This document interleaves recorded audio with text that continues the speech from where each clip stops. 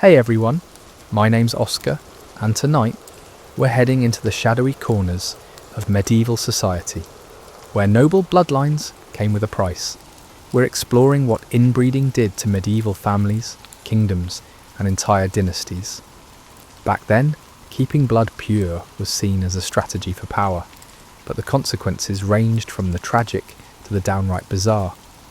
From genetic disorders to unpredictable rulers, the results shaped politics, health, and history in ways still studied today. So before you get comfortable, take a moment to like the video and subscribe if you love the efforts we put into these on the daily. Now dim your lights, take a deep breath, and let's ease into our intriguing story tonight. Picture yourself settling into a comfortable chair by a crackling fire, maybe with a warm cup of tea steaming beside you. Tonight, we're going to take a gentle journey back through time, to an era when castles dotted the landscape like stone flowers, and family trees looked more like family wreaths. You're about to discover how medieval Europe's obsession with keeping bloodlines pure created some of the most entertainingly twisted family dynamics in human history. Let's start in the year 1247, in a castle somewhere in what we'd now call France. You're walking through the wonderful hall, and something feels off. Not scary off, mind you, just peculiar. Every portrait lining the wall seems to feature the same prominent nose, the same slightly drooping eyelid, and the same unfortunate chin that juts forward like a castle's drawbridge, permanently stuck halfway down.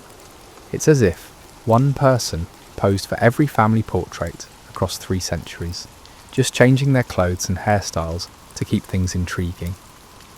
The culprit wasn't artistic laziness or a painter with limited imagination. This was the Habsburg jaw. Though the Habsburgs hadn't quite perfected their signature look yet, medieval nobility had discovered what they thought was the perfect solution to a very real problem. How do you keep your wealth, power, and bloodline secure when you're surrounded by ambitious neighbours who'd love nothing more than to marry into your fortune and claim a piece of your kingdom? The answer seemed obvious at the time. You marry your cousin, and if that works out well, maybe your children will marry their cousins too. After all, who better to trust with your family's future than, well, your family? It was like keeping your money in a family-owned bank, except the currency was DNA, and the interest rates were absolutely terrible. You see, medieval Europe operated on a simple principle that would make modern relationship counsellors weep into their tissues. Blood was thicker than water, and the thicker, the better. Kings and queens looked at their family trees and thought, why let all these perfectly noble bloodlines wander off into other families, when we could just loop them back around? It was a time when recycling was not only fashionable, but also a means of creating truly memorable genetic combinations, rather than preserving the environment. The church, despite its medieval origins, attempted to curb this enthusiasm. Before marriage became a taboo, they established rules about how closely related you could be. But here's where it becomes delightfully absurd. These same nobles who couldn't marry their first cousins would spend fortunes on papal dispensations, basically permission slips from the Pope, to marry their second cousins instead. It was akin to obtaining a hall pass to circumvent the rules, but the restrictions were based on genetics, and the cost of the hall pass surpassed the cost of most people's castles. Imagine being a medieval wedding planner in those days. Instead of worrying about seating charts based on divorces or political disagreements, you would be frantically sketching family trees to ensure that the bride and groom weren't accidentally related as uncle and niece. Let us examine the lineage through your great-grandmother's second marriage. Oh dear, it appears you're related in 3 distinct ways. Should we prioritise the closest relationship or the most recent one for the announcement? Should we go with the closest relationship or the most recent one for the announcement? The irony, of course, was delicious. These families were so concerned with keeping their bloodlines pure that they kept making them increasingly concentrated. like reducing a sauce until it becomes too intense for anyone to actually enjoy. What started as an attempt to preserve noble characteristics ended up creating some truly unique family reunions where everyone genuinely did look like distant relatives, because they were. You're still in that castle, and now you're looking more closely at those portraits. The resemblance isn't just striking, it's almost supernatural. 3-year-old Lord Timothy has the same weak chin as his great-great-grandfather, and Lady Margaret's distinctive nose appears to have been passed down with the precision of a medieval mason's measurements. This isn't mere coincidence, it's the result of your gene pool merging into a mere puddle. Let's wander over to medieval Spain, where the situation was getting particularly intriguing. Picture yourself as a visiting dignitary attending a royal wedding. You're handed a programme that includes a family tree to help you understand how the bride and groom are related. You unfold it, expecting something straightforward, and instead find what looks like a diagram for a very confused electrical circuit. The bride is the groom's second cousin through his mother's side, but also his third cousin through his father's side, and if you follow this dotted line here, technically his step-aunt through a previous marriage that was annulled, but the relationship somehow still counts. Medieval record keepers developed impressive skills at diplomatic language. Instead of writing "married his cousin," they'd craft elaborate phrases like "united in holy matrimony with his beloved kinswoman," or "joined with one of compatible noble bearing and familiar bloodline." It was like medieval spin control, making family reunions sound like diplomatic summits. The mathematics of medieval marriage were staggering. In some royal families, you could trace 7 different paths connecting any husband and wife. It wasn't just that everyone was related, it was that everyone was related in multiple, overlapping ways. Your spouse might simultaneously be your second cousin, third cousin once removed, and fourth cousin twice removed. Family gatherings must have required name tags, not just with names, but with relationship flowcharts. Consider the case of poor Charles II of Spain, who appears later in our story. By the time he was born, his family tree had been so thoroughly tangled that his parents were more closely related than typical siblings. His coefficient of inbreeding was higher than what you'd encounter in laboratory mice bred specifically for genetic uniformity.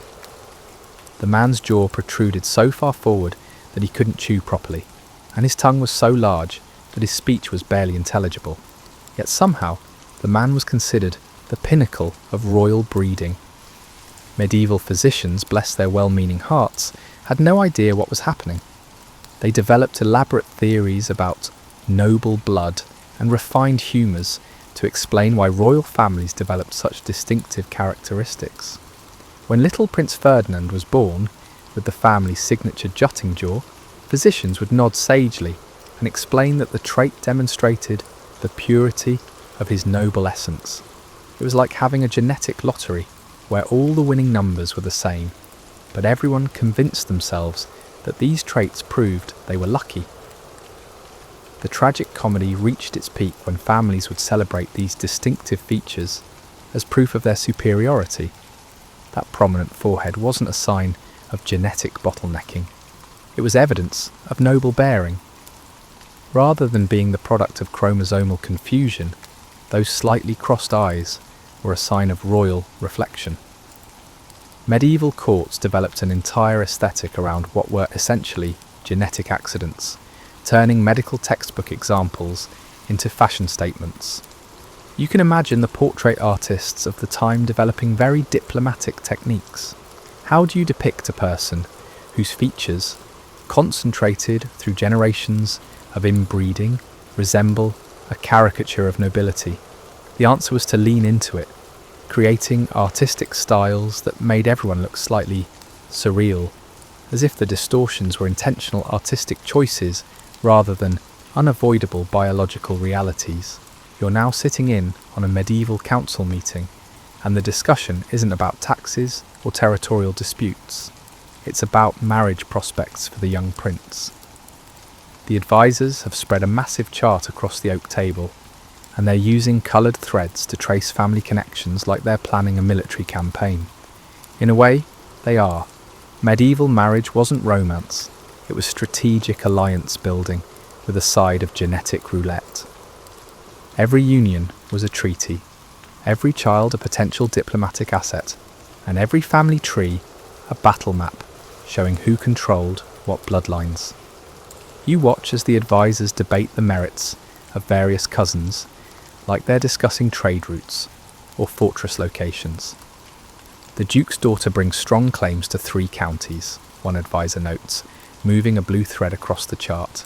However, she's also the prince's second cousin, through both maternal and paternal lines. Another advisor responds, yes, but consider the consolidation benefits. Their children would have undisputed claims to all territories involved.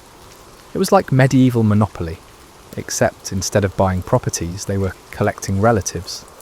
The church's prohibition on close relative marriages created an entire industry of genealogical detective work. Families employed specialists whose only job was to trace bloodlines and identify the most distant possible relatives who still brought useful political connections. These medieval relationship consultants functioned similarly to modern dating app algorithms, analysing compatibility based on factors such as territorial holdings, political alliances, and genetic distance, albeit with a limited understanding of the latter. Papal dispensations became medieval Europe's most expensive permission slips. Want to marry your first cousin? That'll be a cathedral's worth of gold, please. Second cousin? Although it remains expensive, it is still within reach. The Pope's office developed an elaborate sliding scale based on how closely related the happy couple were. It was like paying extra fees for premium relationship violations, and business was booming. Picture yourself as a young noble in this system. Your marriage prospects weren't determined by personality compatibility or shared interests. They were calculated based on territorial maps and bloodline charts. Your ideal spouse was someone who was related closely enough to keep the family wealth concentrated, but distantly enough to avoid needing the most expensive papal dispensation. Romance was finding someone you were only related to in 2 or 3 ways instead of 7. The paperwork alone was staggering.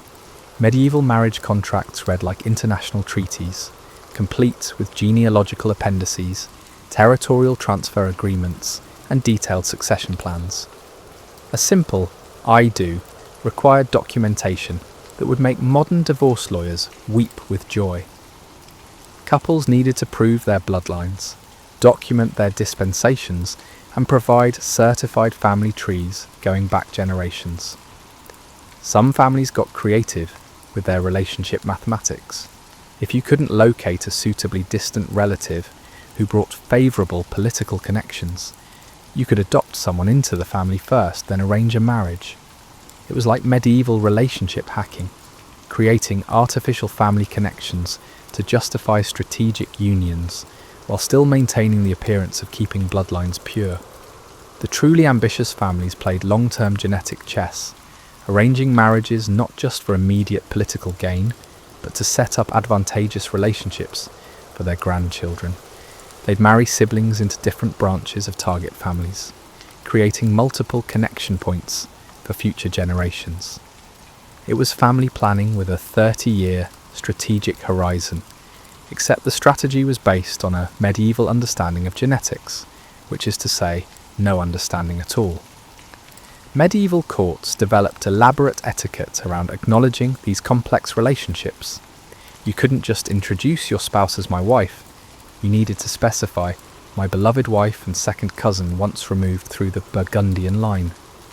It was like medieval name tags needed footnotes, and every social gathering required a genealogist on standby to sort out who could sit next to whom without creating awkward family dynamics.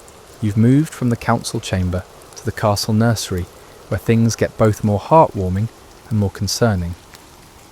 Medieval child rearing in noble families was like running a very exclusive, very expensive laboratory experiment in genetic concentration, except nobody realised they were conducting an experiment.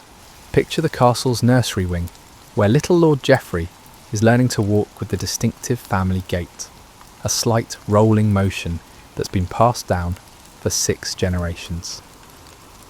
His sisters are practicing their curtsying with the family's characteristic head tilt, which developed because several generations of inbreeding created inner ear issues that affected balance.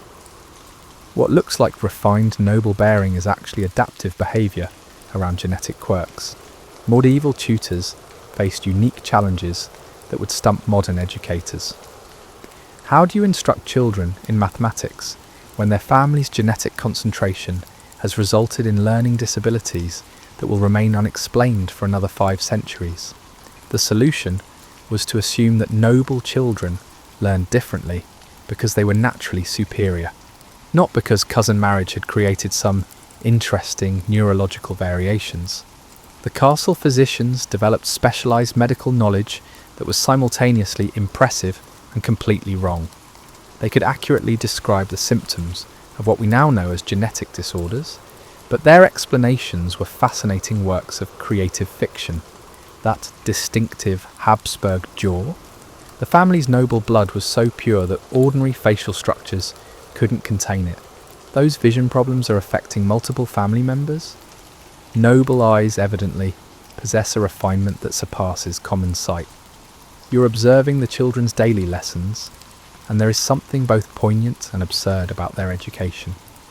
Little Lady Catherine is learning heraldry, memorising coats of arms that represent the same few families arranged in slightly different combinations across centuries. Her brother is studying genealogy, which in their family requires charts that look like abstract art projects. Their family tree has so many interconnecting branches that tracing any lineage looks like following a drunken spider's web. Medieval noble children developed remarkable skills at diplomatic relationship navigation that would impress modern social workers. By age 8, they could explain how they were related to visiting dignitaries in 3 different ways and which relationship took precedence in which social situations. Well, technically, Lord Roderick is my great-uncle through marriage, but also my second cousin by blood, so I should address him using the cousin protocols unless grandmother is present, in which case the uncle relationship takes precedence because it comes through her side of the family. The education system adapted effectively to these genetic realities, although this adaptation was not intentional. When multiple children in the same family struggle with similar learning challenges, medieval educators assumed the evidence proved that noble minds worked on higher planes than common intellects. They developed teaching methods that were effective for children with learning disabilities, although they believed they were creating advanced curricula intended for superior noble minds. Castle life developed around accommodating what we now recognise as the results of genetic concentration. Meals were prepared in ways that made them easier for family members with jaw problems to eat. Lighting was arranged to help relatives with vision issues navigate safely. Family members who struggled with balance or coordination were helped by the placement of the furniture. These weren't recognised as medical accommodations, they were just the way noble households operated. The children's play activities were charmingly adapted to their circumstances. Tag became a more contemplative game when several players had coordination issues. Hide and seek worked differently when some children had vision problems that made hiding easier but seeking harder. The players developed elaborate group activities that unintentionally provided excellent social therapy for children dealing with various genetic quirks, although everyone assumed they were merely inventing more refined forms of noble entertainment. Medieval toy makers created special playthings for noble children that were actually therapeutic devices in disguise. Puzzles designed to help with fine motor skills were presented as intelligence challenges for superior minds. Games that provided speech therapy were marketed as refinement exercises for noble discourse. It was accidental occupational therapy disguised as luxury entertainment, and it worked remarkably well. You're now in the magnificent dining hall during a feast, and the seating arrangement looks like it was planned by someone with a mathematics degree and a deep understanding of medieval social anxiety. The head table isn't just organised by rank, it's a careful dance around genetic relationships, political alliances, and the complex etiquette of acknowledging multiple forms of family connection simultaneously. Medieval dinner conversation in noble households required skills that would challenge modern diplomats. When everyone at the table had overlapping, sometimes contradictory relationships with each other, you couldn't simply engage in casual conversation about the weather. When your father was also your dinner companion's second cousin, brother-in-law, and political rival, the question, "How's your father?" took on a significant weight. The entertainment during these feasts adapted to the unique characteristics of inbred nobility in ways that were both considerate and completely unconscious. Minstrels learned to sing more slowly and clearly because several generations of genetic concentration had created hearing and processing issues in many noble families. They believed they were creating more refined and contemplative musical styles. In reality, they were actually developing accommodations for medieval accessibility. You're observing the dinner conversation, and it's like watching a very polite, very complex form of verbal gymnastics. When Lord Baldwin mentions his recent marriage, 3 other people at the table have to navigate the fact that his new wife is their relative in different ways. The conversation becomes a careful dance around relationship acknowledgements. "Congratulations on your union with our dear cousin. Well, she's my cousin through the maternal line, but I believe she's your cousin through marriage, Lord Edmund?" Medieval etiquette books developed increasingly complex rules for these situations, though they didn't quite understand why such rules were necessary. There were specific protocols for addressing relatives who outranked you, relatives who outranked you in some family lines but not others, and relatives whose relationship to you changed depending on which ancestor you traced your connection through. It was like medieval Robert's Rules of Order, but for genetic complexity. The castle's record keepers had evolved into part genealogist, part diplomat, and part social worker. They maintained massive charts tracking not just family relationships, but the emotional and political implications of those relationships. When planning seating arrangements, they had to consider not just who was related to whom, but which relationships were currently being emphasised for political reasons and which were being diplomatically ignored. Medieval gift-giving became an art form of relationship acknowledgement that would confuse modern etiquette experts. Wedding presents had to acknowledge the couple's relationship to the giver in multiple ways. You might present them something as their cousin, something else as their political ally, and a third item acknowledging their connection through a different family line. It was like giving layered presents that told the story of your family's genetic history. The dinner entertainment often included genealogical performances that were part history lesson and part family therapy. Bards would recite family lineages, but they had to carefully navigate a complicated web of relationships without accidentally highlighting uncomfortable genetic concentrations. It was storytelling that required both poetic skill and diplomatic immunity. You noticed that conversations naturally developed careful euphemisms around the realities of their genetic situation. Instead of saying inbreeding, they talked about preserving noble bloodlines.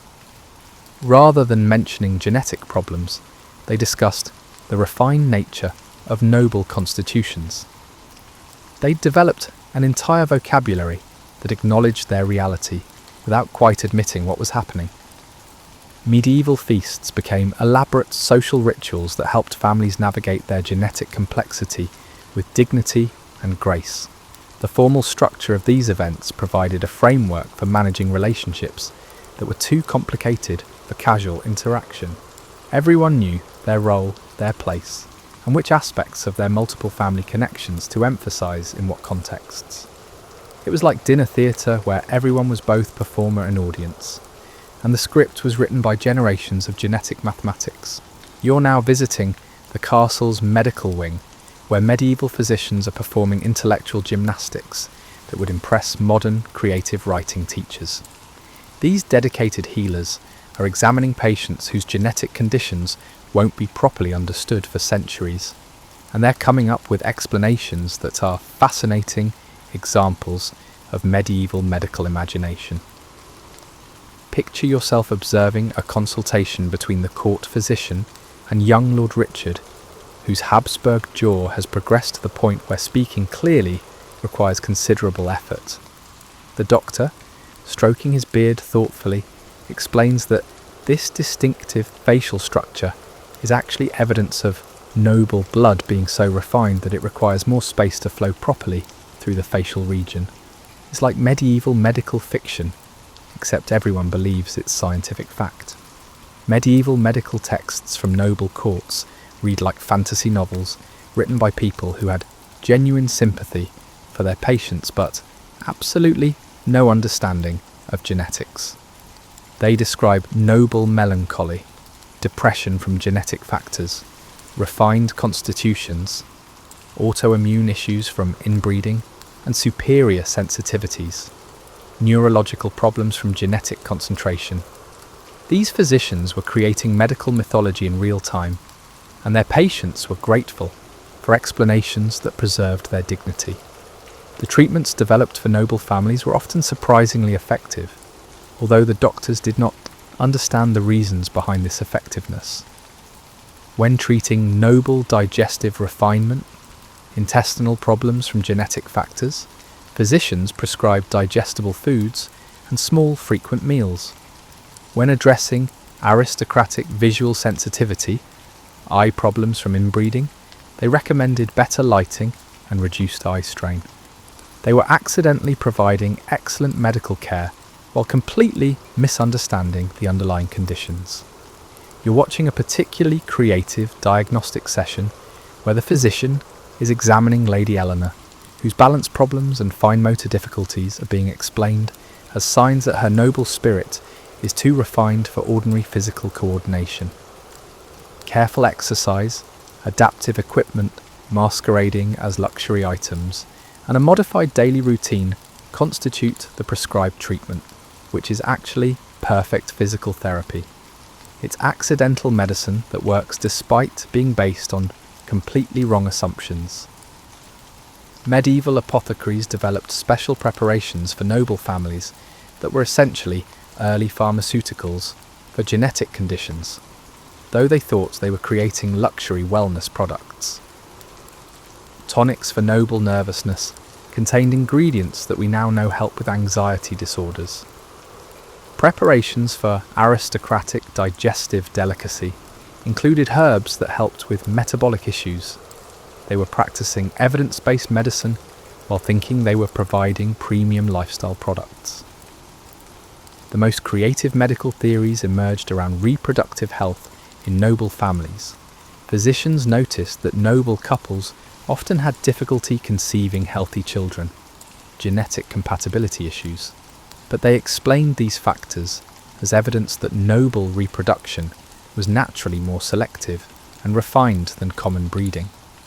They developed fertility treatments that were actually quite sophisticated, though their theoretical explanations read like medieval romance novels. Court physicians became experts at diplomatic medicine, treating real conditions while providing explanations that preserved their patients' social status and self-image. When addressing the learning difficulties common in inbred noble children, they'd explain that noble minds simply operated on different, more sophisticated levels than ordinary intellects. They'd prescribe educational modifications while framing them as advanced noble training techniques. Medieval medical records from noble households reveal physicians who were genuinely caring and effective, despite working with completely inaccurate theoretical frameworks. They documented symptoms with remarkable precision, developed innovative treatments through careful observation, and created support systems for their patients that addressed both medical and social needs. They were practicing compassionate medicine while creating elaborate fictional explanations for what they were treating. The pharmaceutical preparations created for noble families often contained ingredients that modern medicine recognises as genuinely advantageous for genetic conditions. Medieval physicians, through careful observation and trial and error, identified herbs and compounds that addressed symptoms they couldn't properly explain. They were conducting successful medical research while thinking they were just creating more refined versions of common remedies. You're in a castle courtyard in the late Middle Ages, watching the sun set on a time when people were doing genetic experiments without even knowing it. European noble families are beginning to see that they may need to change their marriage customs, but they don't know why. The epiphany came slowly, like the sun rising over the European nobility. Families started to see that their refined bloodlines were making kids that had a harder time with everyday activities. The noble houses that were the most pure were having the hardest time having healthy heirs. Even the most innovative medical hypotheses were having a difficult time explaining away trends that were becoming impossible to ignore. You're watching a family council meeting where the advisors are talking about things that would have been unimaginable 100 years ago.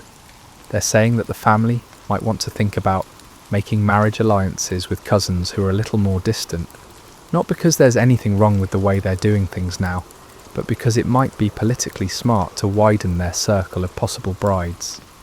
It's like witnessing folks find fire while acting like they were merely attempting to make their home warmer. The church started to change its rules about how to distribute out money, but it didn't say that the old rules had been bad. The Pope's offices began to encourage marriages between families that had never been connected before. They framed this as a way to bring Christians together, not as a way to deal with genetic issues. It was a change in diplomatic policy that met medical goals without admitting medical grounds. In the Middle Ages, record-keeping slowly changed from focusing on genetic purity to focusing on the political and territorial benefits of marriage. Family histories began to focus more on the strategic benefits of marriages and less on the genetic ties between spouses. It was like watching medieval spin control change in real time to address a public relations issue that wouldn't be fully understood for hundreds of years. The transition wasn't sudden or dramatic. It was a gradual recognition that survival required some adjustments to traditional practices. Noble families began sending their children to courts in different regions, creating opportunities for marriages that were politically advantageous but genetically beneficial, though nobody used that second term yet. It was like accidentally discovering hybrid vigour while thinking you were just improving your diplomatic connections.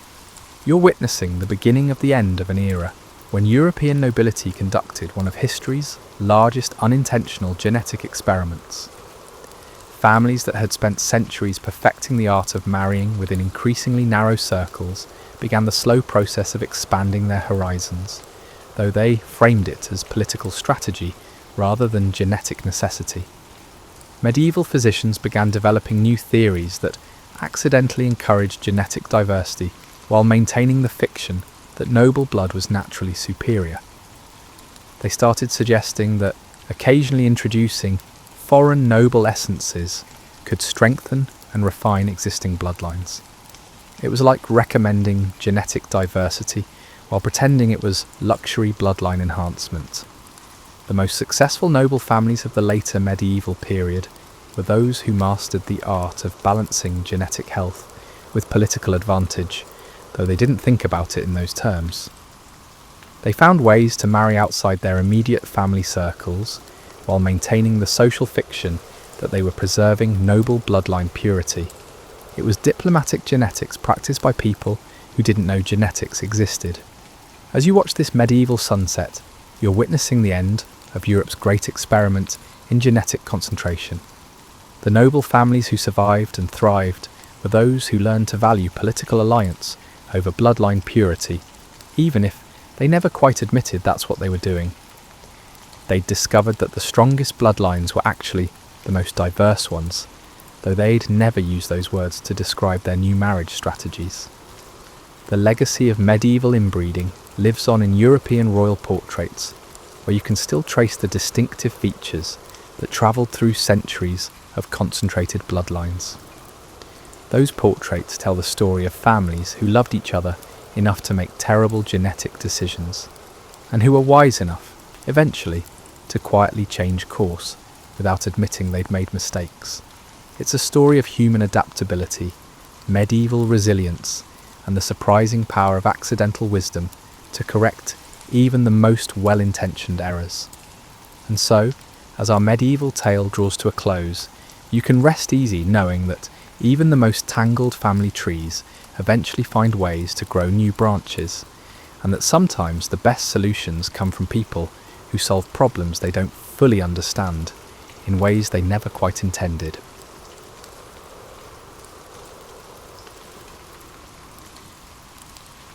Picture yourself settling into the evening warmth of your shelter 30,000 years ago.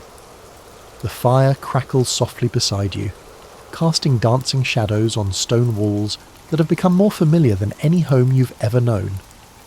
Outside, the wind carries a different song than it did in your grandfather's time, sharper, colder, with an edge that speaks of changes your people are still learning to understand. You weren't born when the world began its slow slide toward endless winter. Your grandmother used to tell stories of forests that stretched beyond the horizon, of berries so abundant they stained your fingers purple for days, and of rivers that never wore their crystal armour of ice.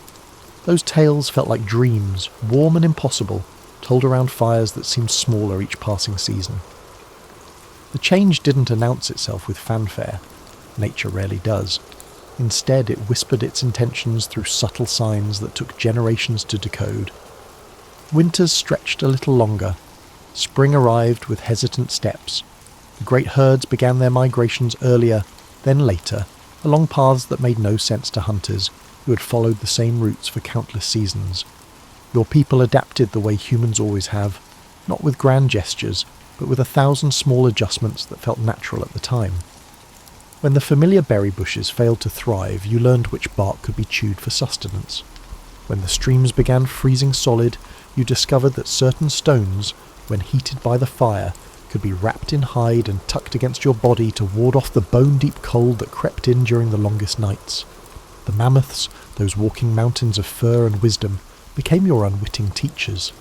You watched them strip bark from trees with their enormous trunks and learned which varieties held the most nutrition. You observed how they used their tusks to dig through snow to reach the hardy grasses beneath, and copied their technique with your tools, crude but effective. But perhaps the most important lesson came from watching how they moved together. Never alone, always in their family groups, sharing warmth, sharing knowledge, and sharing the burden of survival. Your people had always been social creatures, but the growing cold taught you that cooperation wasn't just pleasant, it was essential. The caves you called home grew more crowded, but also more warm. Bodies pressed together meant sharing heat, stories, and hope. The elders, once content to sit apart in quiet contemplation, became the keepers of crucial knowledge. They remembered which plants could be dried and stored, which animal behaviours predicted harsh weather, and which techniques worked best for preserving meat when hunting was beneficial. You learned to read the sky with new eyes. Cloud formations that once simply promised rain now held messages about the severity of coming storms. The way snow fell, thick and wet or fine and stinging, told you whether to venture out for supplies or hunker down for days.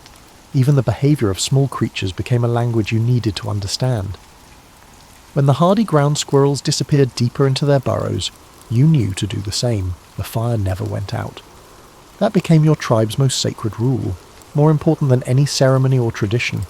Someone always watched the flames, fed them carefully hoarded fuel, and protected them from wind and rain, and the 1,000 things that could steal away your lifeline to warmth and light.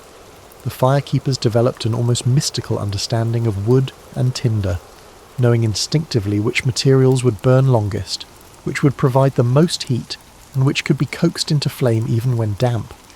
As you lay here listening to the eternal conversation between flame and fuel, you can almost sense the generations of your ancestors who sat in similar spots, watched similar fires, and made daily decisions that determined whether they would see another sunrise or succumb to the cold.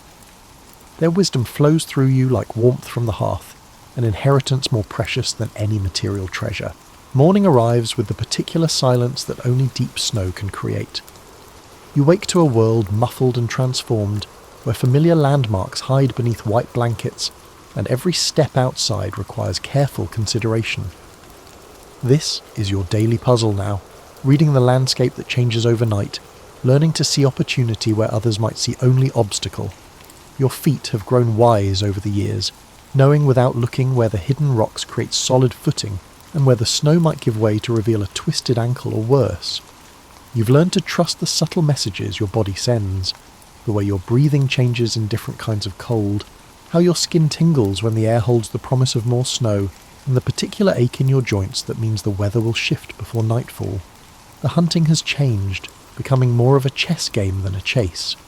The large prey animals have developed their own survival strategies, clustering in sheltered valleys, growing thicker coats, and becoming more wary and difficult to approach.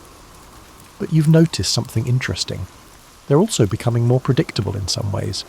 Desperation creates patterns, and trends create opportunities for those patient enough to observe and learn. You've found that tracking in snow presents both advantages and challenges compared to the mud during warmer seasons. The prints tell clearer stories, how long ago the creature passed, whether it was healthy or struggling, and whether it was alone or part of a group. However, snow also deceives, shifting and drifting, concealing tracks or generating false ones as wind patterns manipulate the accumulated powder. The smaller prey has become your specialty. Rabbits, ptarmigan, and the occasional beaver, when you can find open water, are creatures that might have gone unnoticed in times of plenty, but now represent the difference between a successful day and an empty belly. You've learned to think like them, to understand how they move through their frozen world, where they shelter, and what drives them from safety into the open where patient hunters wait. Ice fishing has become an art form in your tribe. The elders teach youngsters to read the ice like a book, where it's thick enough to support a person's weight, where the fish gather in the deeper pockets that don't freeze solid, and how to cut holes without creating dangerous weaknesses in the surface. There's a meditative quality to sitting beside these holes, wrapped in furs, waiting for the subtle tug that means dinner. But perhaps the most crucial skill you've developed is the ability to recognise what you call gift days. Those unexpected breaks in the weather when the sun shines with almost forgotten warmth, when the wind dies down to a whisper, when the world briefly remembers what kindness feels like. These days are precious beyond measure, opportunities to venture farther from shelter, check trap lines, and gather the last stubborn berries that somehow survived the latest freeze. On gift days, you can almost pretend that this endless winter might be temporary, that somewhere beyond the horizon, the world still holds green places where life continues in the old ways. But you've grown too wise to let such thoughts linger long. Hope is useful, but only when balanced with realistic preparation for what tomorrow might bring. The night sky has become your calendar and compass. With so many landmarks buried under snow, navigation relies more heavily on the stars that shine with crystalline clarity through the cold, thin air. You've learned constellations your grandmother never needed to know, and seasonal patterns that help track the slow passage of time when each day blends into the next in an endless cycle of survival tasks. Your hands have become tools as specialised as any carved implement. Your fingers can detect the difference between snow that will compact into building material and snow that will only frustrate construction efforts. Your palms can gauge the heat radiating from stones around the fire, knowing precisely when they're ready to be wrapped and used for warming beds or drying damp clothing. The rhythm of your days has settled into patterns that would seem monotonous to someone from easier times, but you've learned to find subtle variations that keep life exciting. The way morning light hits the ice formations outside your shelter changes daily, creating a natural artwork that costs nothing to enjoy. The sounds your fellow tribe members make as they go about their tasks become a familiar symphony that speaks of safety and community. Even your dreams have adapted to this frozen world, filled with images of warmth and abundance that feel less like memories and more like promises, visions of a future when the ice retreats and the world remembers how to be green again. You've become a master of the almost good enough, the nearly perfect solution, and the creative workaround that turns potential disaster into minor inconvenience. Every morning, just like every other, presents a small crisis that requires resolution, using whatever materials are readily available within your shelter's reach. Today's challenge: the binding on your best winter boot has finally given up. Worn through by countless miles of walking on surfaces, that would have destroyed footwear in days rather than seasons, back when replacement materials were easily found. But replacement isn't really the right word anymore. Nothing gets replaced. Everything gets repaired, repurposed, and reimagined into something that serves the same function, more or less for a little while longer. You evaluate your options with the expertise of someone who has tackled similar issues numerous times. The leather strips you've been saving might work, but they're earmarked for a repair to the shelter's door covering that becomes more urgent with each windstorm. The sinew from last week's successful hunt is already spoken for. Promise to reinforce the handles on tools that can't afford to fail at crucial moments. Then you remember the inner bark technique one of the elders demonstrated last autumn, back when such knowledge felt like intriguing trivia rather than essential survival skills. Certain trees, even in their winter dormancy, hold flexible fibres just beneath their outer bark. Finding the right tree means a cold walk through snow that comes up to your thighs, but the alternative is spending the rest of winter with inadequate footwear, which isn't really an alternative at all.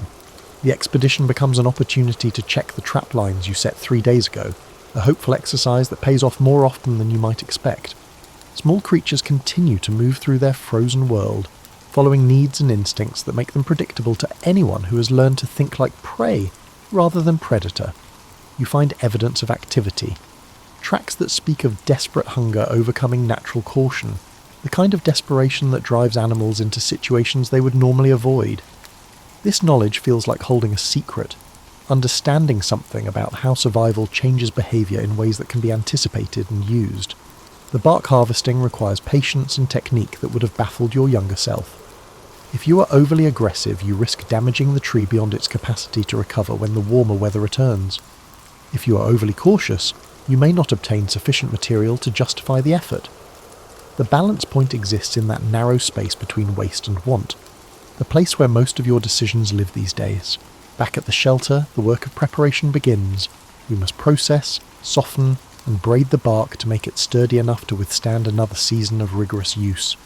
Your hands know this work intimately now, fingers moving with practiced efficiency, while your mind wanders to other problems that need solving. The food stores require constant attention and creative management. What seemed like adequate supplies when the snow began to fall now need to be stretched further than originally planned. You've learned to make soup from ingredients that would have been discarded in easier times, bones boiled until they release every possible nutrient, vegetation that provides bulk if not flavour, and combinations that work better than their individual components suggest they should. But perhaps the most important thing you've learned is how to turn scarcity into a kind of game. Discovering innovative methods to utilise well-known materials turns into a challenging task that is rewarding in its own right. Creating comfort from unlikely sources develops into a skill set that makes you valuable to your community in ways that go beyond simple survival. The evening fire becomes your workshop, a place where damaged items get evaluated for repair potential, where materials get sorted and assessed for future projects, and where the day's small victories get shared with others who understand the satisfaction of making something work when it really shouldn't. Your fellow tribe members have developed their own specialties born from necessity. One member of your tribe discovered how to make glue from fish bones and tree sap. One individual has mastered the art of weaving grass into waterproof containers. The individual who learned to predict weather changes by watching how the smoke from your fire behaves in different atmospheric conditions. These skills create a web of interdependence that makes everyone more secure. When your boot repair technique works perfectly, others learn from watching. When someone else solves a problem you've been struggling with, the knowledge becomes shared property, part of the collective wisdom that keeps the group alive. The satisfaction that comes from successful improvisation feels different from any pleasure you experienced in easier times. It's deeper, more fundamental, tied to the basic animal pleasure of continued existence. Each small solution builds confidence for facing the next challenge, creating a foundation of competence that makes even serious problems feel manageable. Tonight, as you test your repaired boot and find it solid, flexible, and ready for whatever tomorrow's journey demands, you realise that this forced creativity has changed you in ways that go beyond simple skill acquisition. You see possibilities where others might see only problems and opportunities where others notice only obstacles. The morning you wake to find the valley empty of the great caribou herd hits like a physical blow to your stomach. For 6 seasons, their migration through your territory had been as reliable as sunrise, providing meat, hide, bone, and antler. Essentially everything your people needed to survive another harsh winter cycle. But nature, as you've learned repeatedly, makes no promises about consistency. Standing at the edge of what had been their feeding ground, you read the story written in disturbed snow and scattered droppings. They were here 3 days ago, maybe 4. Then something, weather pattern, predator pressure, or simply some instinct bred into them over thousands of years, convinced them to alter a route that had seemed permanent as the mountains themselves. Your tracking party spreads out, looking for clues about which direction they chose, but the recent snowfall has obscured most signs. What remains tells a story of sudden decision, rapid movement, animals following leaders who seem to know something about coming conditions that human observers missed entirely. The implications settle over your group like cold fog. Winter still has months to run, and the stored supplies that seemed adequate when supplemented by predictable hunting now look disturbingly insufficient. This is the kind of crisis that separates surviving tribes from those that become cautionary tales told around other people's fires. But panic serves no purpose, and your people have faced resource crises before. The discussion that evening around the fire focuses on practical alternatives, immediate adjustments that can be implemented while longer-term solutions develop. Rationing becomes more strict, but not desperately so. Not yet. Hunting parties will range further, follow different patterns, target prey that requires different techniques but might be more reliable.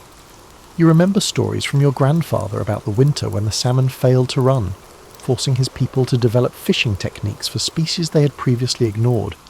The winter when a rockslide blocked access to their primary gathering grounds, leading to the discovery of new food sources in previously unexplored territory. Crisis in these stories often became the mother of innovation. The small game hunting intensifies, becomes more systematic and scientific. Every member of the hunting party develops expertise in reading the subtle signs that indicate where rabbits shelter during storms, how ptarmigan move between feeding and roosting areas, which valleys provide protection for the hardy creatures that don't migrate away from winter's worst conditions. Your trap lines multiply and become more sophisticated.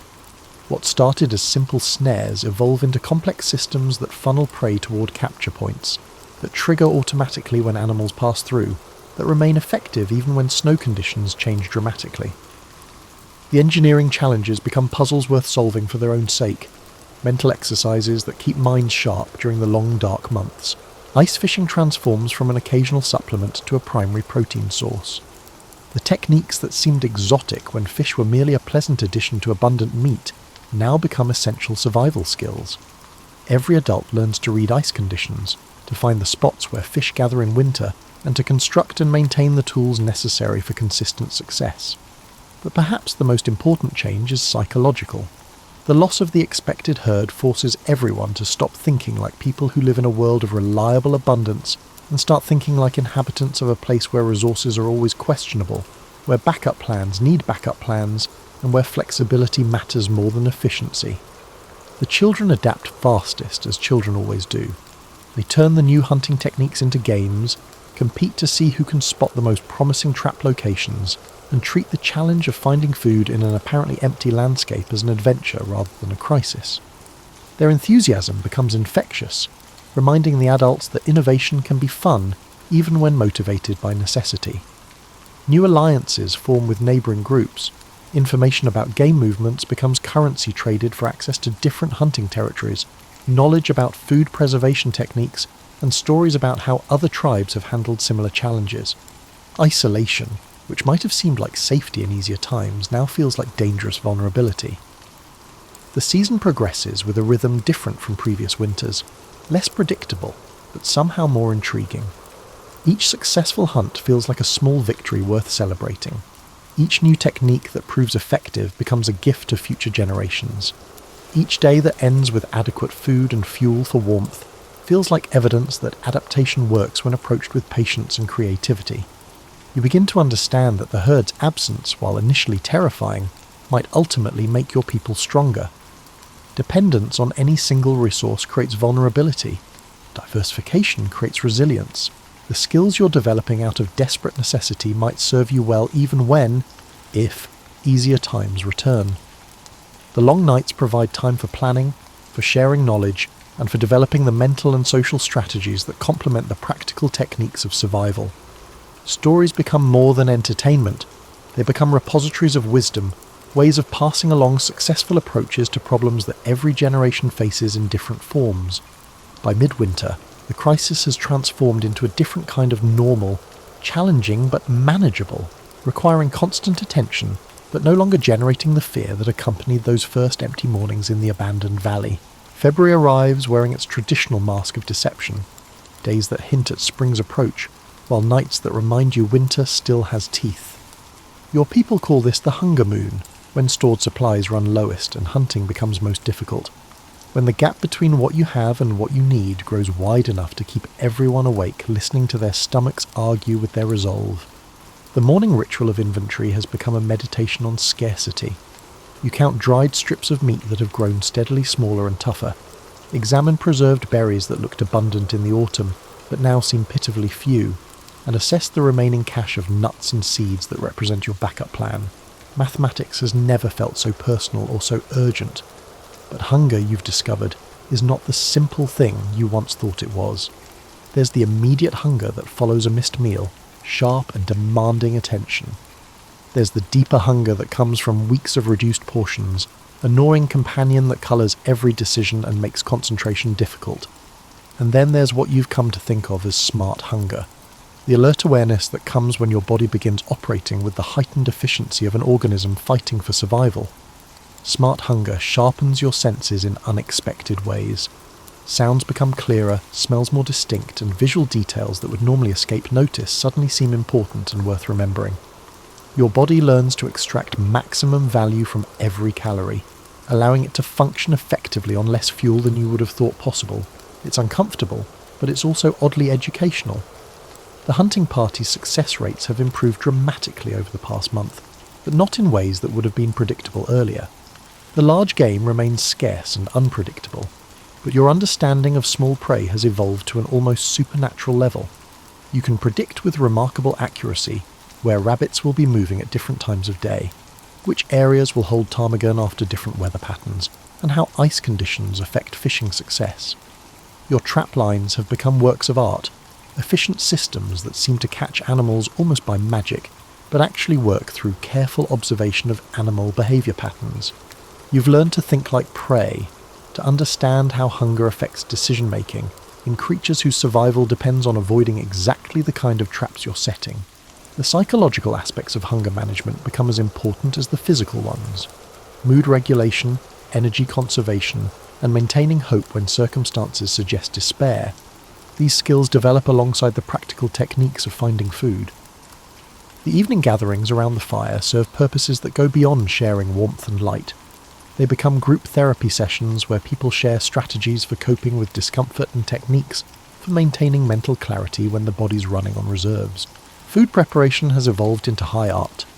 Every scrap gets used, every possible nutrient extracted, every meal planned to provide maximum satisfaction from minimum ingredients. Soups that would have seemed thin and inadequate in times of plenty now taste rich and nourishing. Combinations of ingredients that would never have been tried when better options were available turn out to create surprisingly satisfying meals. The children handle the situation with remarkable grace, perhaps because they lack adult memories of easier times for comparison. They approach each meal as adequate rather than insufficient, accept smaller portions as normal rather than hardship, find entertainment in the creative food combinations that necessity produces. Their resilience becomes a source of strength for adults who struggle more with the psychological aspects of scarcity. But perhaps the most remarkable change is how the community is drawn closer together. Shared hardship creates bonds that comfortable times never forge. People who might have had minor conflicts in easier circumstances now focus entirely on mutual support. Individual competitiveness gives way to group cooperation, since everyone understands that the survival of each depends on the survival of all. Information sharing becomes more complete and systematic. Successful hunting techniques get demonstrated and practiced until everyone masters them. Food preservation methods get refined through group experimentation. Even small discoveries, a new plant that can be eaten safely, a different way to prepare familiar ingredients, get communicated quickly throughout the group. The daily routine has adapted to conserve energy while maintaining necessary activities. Movement becomes more economical, with fewer unnecessary trips outside the shelter, more careful planning of essential tasks. Rest periods are scheduled to maximise recovery, work periods organised to use available energy most efficiently. Sleep patterns change in interesting ways. The long nights that once seemed oppressive now feel like opportunities for deep rest that helps the body manage stress and conserve resources. Dreams become more vivid, perhaps because the sleeping mind has fewer distractions from hunger and discomfort.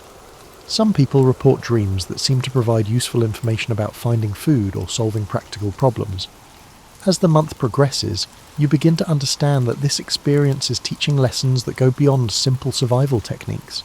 You're learning about your own capacity to adapt, about the difference between wants and needs, about how community bonds strengthen under pressure. The hunger moon is revealing strengths you didn't know you possessed, and showing you that humans can function effectively under conditions that once would have seemed impossible to endure. The anticipation of spring takes on meanings that city dwellers could never understand. Becomes a hope so fundamental it feels like prayer. The first sign comes not through sight or sound, but through something deeper. A subtle shift in the quality of light that your winter-trained senses detect before your conscious mind processes what has changed. The snow still falls, the wind still carries its bitter edge, but something in the air whispers of transformation beginning in ways too small to see, but too important to ignore. You notice it first in the behaviour of the small creatures, whose survival depends on reading environmental cues with absolute accuracy.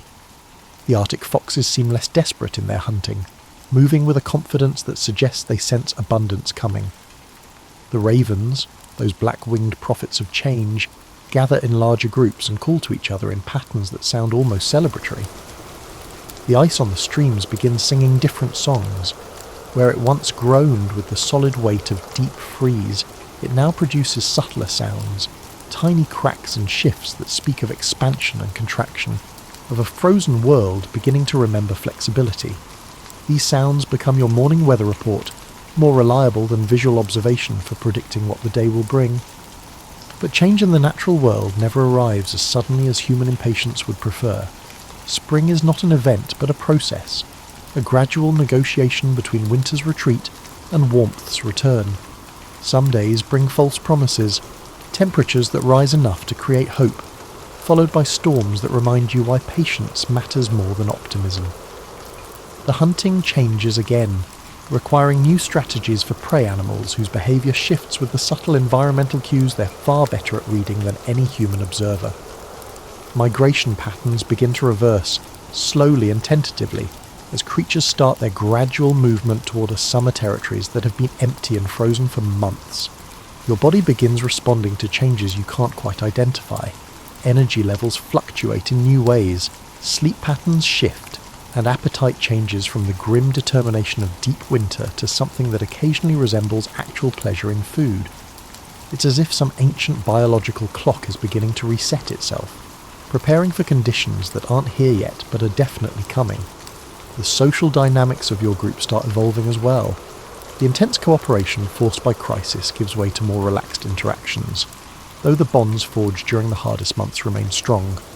People begin talking about projects they want to tackle when movement becomes easier, plans they want to implement when resources become more abundant, and changes they want to make to improve next winter's preparations. But perhaps the most significant change is psychological. The bone-deep weariness that settled over everyone during the darkest months begins lifting, replaced by something that feels almost like anticipation. This is not a celebration, as it would be premature and potentially dangerous, but rather a cautious readiness for better times ahead. The daily routines that kept everyone sane during winter's worst now feel slightly less essential. The rigid scheduling of tasks, the careful rationing of resources, and the conservative approach to energy expenditure, these survival strategies remain important, but they no longer feel like the only thing standing between life and death. Snow conditions become unreliable in ways that are both frustrating and encouraging. Temperature fluctuations create layers of ice, slush, and powder, making navigation challenging on surfaces that were reliable for travel yesterday. But these same changes create new opportunities for hunting and gathering in areas that were previously inaccessible. The fire's behaviour changes too. responding to atmospheric conditions that shift more rapidly than they did during winter's stable deep freeze. Smoke patterns become harder to predict. Drafts create new challenges for maintaining consistent heat, but the amount of fuel needed to keep warm begins decreasing in small but noticeable increments. Equipment maintenance takes on new importance, as gear that survived winter's steady conditions faces the stress of temperature changes, moisture fluctuations, and increased activity levels. Tools that work perfectly in consistent cold now require adjustment for conditions that change hourly. It's a different kind of challenge, less desperate than winter survival, but requiring different skills and attention. The night sky tells new stories as cloud patterns become more variable, star visibility changes with atmospheric conditions, and the aurora displays shift in intensity and frequency. Navigation becomes more complex but also more interesting, requiring adaptation of techniques that worked well during winter's predictable conditions. Food gathering opportunities begin appearing in unexpected places and times. Ice fishing remains productive but requires new techniques as ice conditions become less reliable. Small game behaviour changes as animals prepare for their own spring transitions, creating different hunting opportunities that require modified approaches. Your people begin discussing summer preparations, topics that would have seemed impossibly optimistic just weeks ago. Conversations turn toward tool repairs that can wait for better weather, shelter improvements that will require materials not yet available, and strategic planning for taking advantage of the abundance that seasonal change promises to bring. The community's mood lifts perceptibly, though everyone remains too experienced to let hope override caution. We won't forget the lessons learned during the most challenging months, but they no longer feel like the only valuable knowledge. Spring brings its own challenges and opportunities, requiring different wisdom and strategies for success. As you sit by tonight's fire, watching flames dance with the effortless confidence of a blaze that no longer requires constant feeding and anxious tending, you realise that something fundamental has shifted in your understanding of what it means to be human in a world that makes no promises about comfort or ease.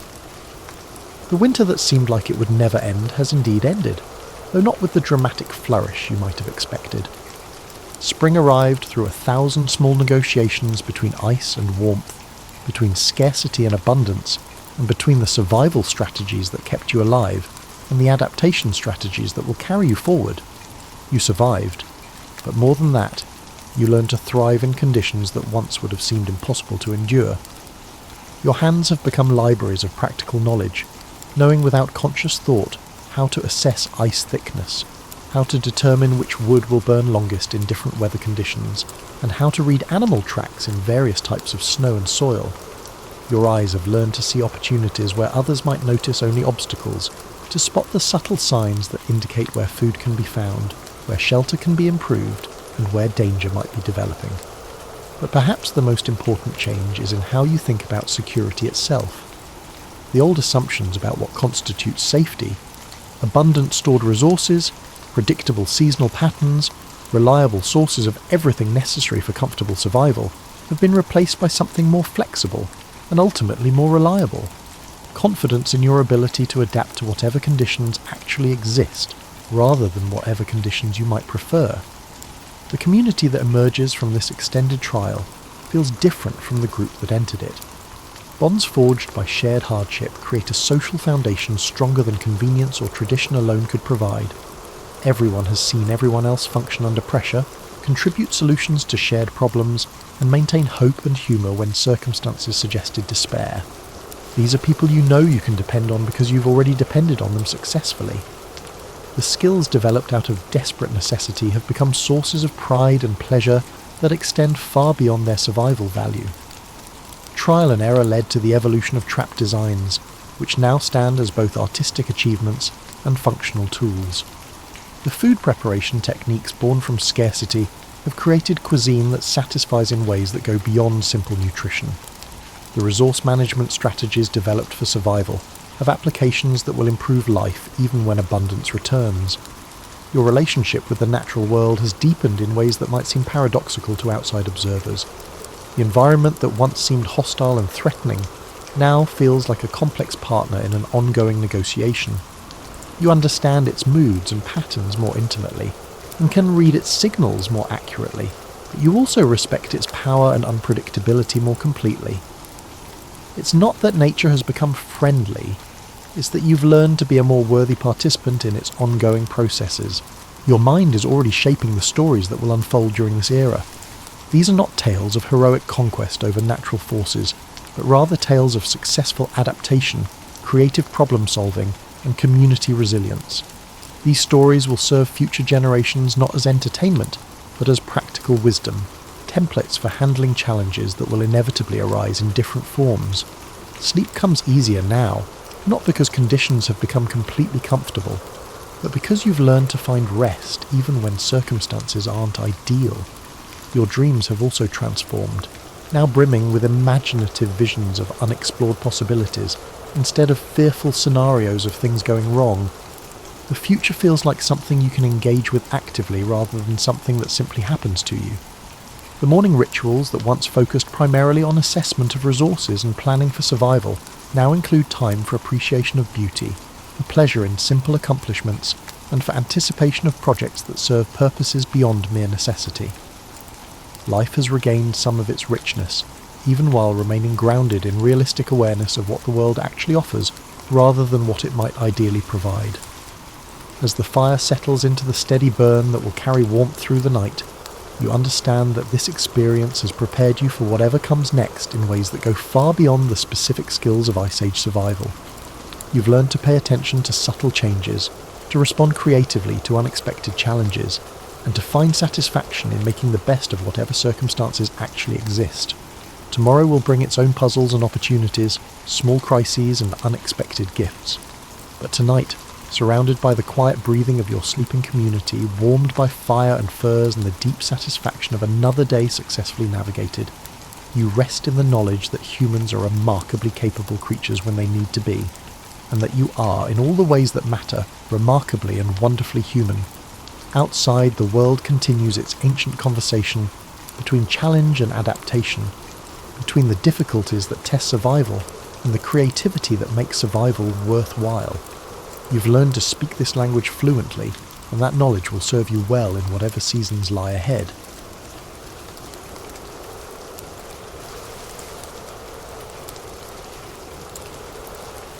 Margaret Holloway had always prided herself on being the sort of person who read instruction manuals.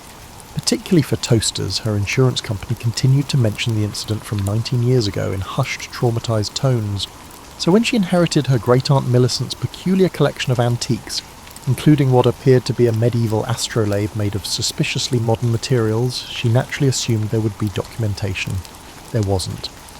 What there was, tucked behind the device like a guilty afterthought, was a post-it note reading, "Don't touch the blue bits when Mercury's in retrograde.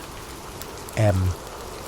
Margaret, who possessed both a master's degree in library science and a healthy scepticism toward astrological nonsense, promptly touched the blue bits. It was Tuesday morning. She had already dealt with 3 passive-aggressive emails from her supervisor, and Mercury could frankly retrograde itself into the sun for all she cared. The astrolabe hummed. This was Margaret's first indication that perhaps Great-Aunt Millicent had been more eccentric than previously documented. The second indication was the way her kitchen began folding itself inside out like origami designed by a mathematician having an existential crisis. "Oh, bollocks," Margaret said, which were destined to be the last words spoken in her ranch-style home in suburban Ohio for approximately 700 years. The world transformed into a pretzel, infused with cosmic salt, and offered itself to the universe, accompanied by temporal displacement. Margaret found herself lying face down in what smelled suspiciously like a combination of horses, unwashed humans, and regret. When she lifted her head, she discovered she was wearing a brown woolen dress that itched in places she didn't know could itch, and her sensible flats had been replaced by leather things that appeared to have been crafted by someone who had only heard footwear described second-hand. Around her, a medieval village conducted its morning business with the sort of casual chaos that suggested this was perfectly normal Tuesday behaviour. A man chased a pig while shouting what Margaret assumed were medieval profanities. A woman emptied a chamber pot from a second-story window with the practised aim of someone who had clearly done this before. Children played in the dirt with sticks, apparently finding the activity the height of entertainment. Margaret sat up slowly, her librarian instincts immediately cataloguing the historical inconsistencies. The architecture was wrong for any specific period she could identify. The clothing was a mixture of styles spanning roughly 3 centuries. was the man over there wearing what appeared to be a digital watch. "Is this your first time?" asked a voice behind her. Margaret turned to find a woman in her 50s, wearing robes that managed to look both authentically medieval and suspiciously well-tailored. Her smile was knowing, and her teeth were far too straight for someone living in the pre-dental era. "May I ask for your pardon?" Margaret asked. Margaret asked, then immediately regretted it. In her experience, begging anyone's pardon in an unfamiliar situation typically led to complications. "Time travel," the woman clarified, as if the solution were obvious. "You've got that look. You've recently realised that physics is more of a suggestion than a law. I'm Sister Agatha, formerly Dr. Agnes Whitmore, of the Cambridge Medieval History Department. And you're clearly not from around here, temporally speaking." Margaret stared. "This is impossible." "Oh, honey," Sister Agatha laughed, a sound that carried distinct notes of hysteria carefully controlled through years of practice. "Impossible was last Tuesday. This is just inconvenient. Come on, let's get you oriented before the anachronism police show up." "The what now?" But Sister Agatha was already walking away, her robes swishing with the authority of someone who had learned to navigate both medieval politics and university bureaucracy. Margaret scrambled to follow, her new shoes making sounds like frustrated cats on the cobblestones. As they walked through the village, Margaret noticed more inconsistencies. A blacksmith hammered what looked suspiciously like a smartphone case. A merchant sold authentic medieval remedies from bottles that clearly bore modern safety seals. And everywhere people moved with the particular sort of resigned efficiency that Margaret recognised from her office environment. "Right," Sister Agatha said, stopping outside what appeared to be a tavern with a sign reading, "The Temporal Refugee." "Here's the situation. Welcome to Kronos Commons, the accidental dumping ground for temporal tourists, displaced individuals, and the generally temporally confused. We've got Romans, Victorians, a perplexed gentleman from 1623 who keeps asking about the location of the nearest Starbucks, and last week we acquired a flapper from the 20s who has already revolutionised our cocktail menu." Margaret felt a familiar sensation that she usually associated with faculty meetings, the gradual realisation that she was trapped in something that made no sense but would somehow become her responsibility. "How do I get home?" she asked. Sister Agatha's smile took on the sort of kindness typically reserved for delivering catastrophic news. "Well, that's the question, isn't it? Some people figure it out, others don't. But the good news is, we've developed quite a nice little community here. We've got running water, thanks to a Roman engineer, decent food courtesy of a Victorian chef, and surprisingly progressive social policies implemented by a group of suffragettes who arrived last spring." Margaret looked around at the village with new eyes. It wasn't medieval at all, she realised. It was something entirely new, a place where time had hiccuped, collected its mistakes, and decided to make the best of things. "How long have you been here?" she asked. 5 years is a subjective time. It could be 5 minutes or 5 decades in the real world. Time's a bit wobbly here. Sister Agatha shrugged. "But I've got to say, the research opportunities are unparalleled. Where else can you get primary source material from actual primary sources?" Margaret felt herself beginning to panic, which was unfortunate because panic had never been particularly useful in her experience. "But I have a job, I have a mortgage, I have a cat." "Had," Sister Agatha corrected gently. Past tense is crucial when you're dealing with temporal displacement, but look on the bright side. No more mortgage payments. The temporal refugee turned out to be precisely what it sounded like. A tavern for people who had accidentally fallen through the cracks in time and were making the best of it with varying degrees of success. The proprietor was a cheerful woman named Gladys, who claimed to be from 1943 and had arrived during the Blitz expecting to find an air raid shelter. Instead, she'd found herself the accidental mayor of history's most confused municipality. "New arrival," Gladys announced as Sister Agatha led Margaret through the door.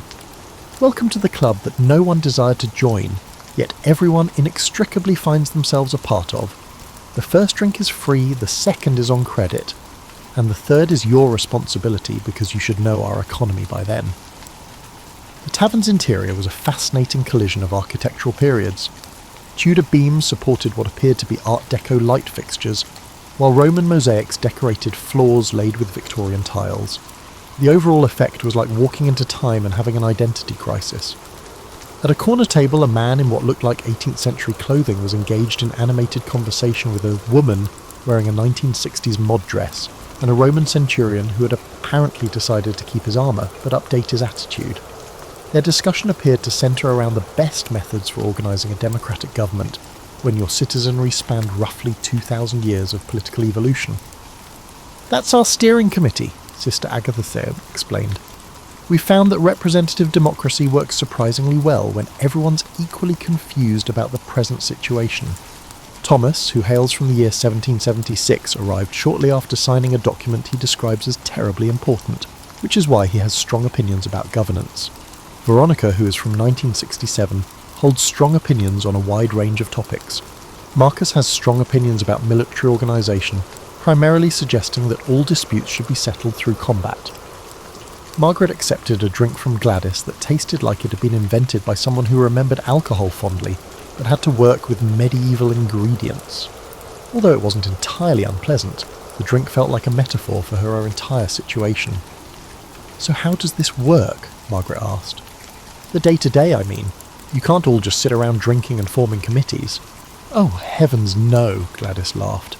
"We've got quite the economy going. It turns out when you put together people from different times, you get a lot of useful knowledge exchange. Marcus taught us Roman construction techniques, which the Victorian engineer improved with modern material science, which Thomas enhanced with democratic labour practices, which Veronica revolutionised with modern efficiency methods." She gestured toward the window where Margaret could see people working on what appeared to be a construction project involving both medieval stonework and suspiciously modern-looking plumbing.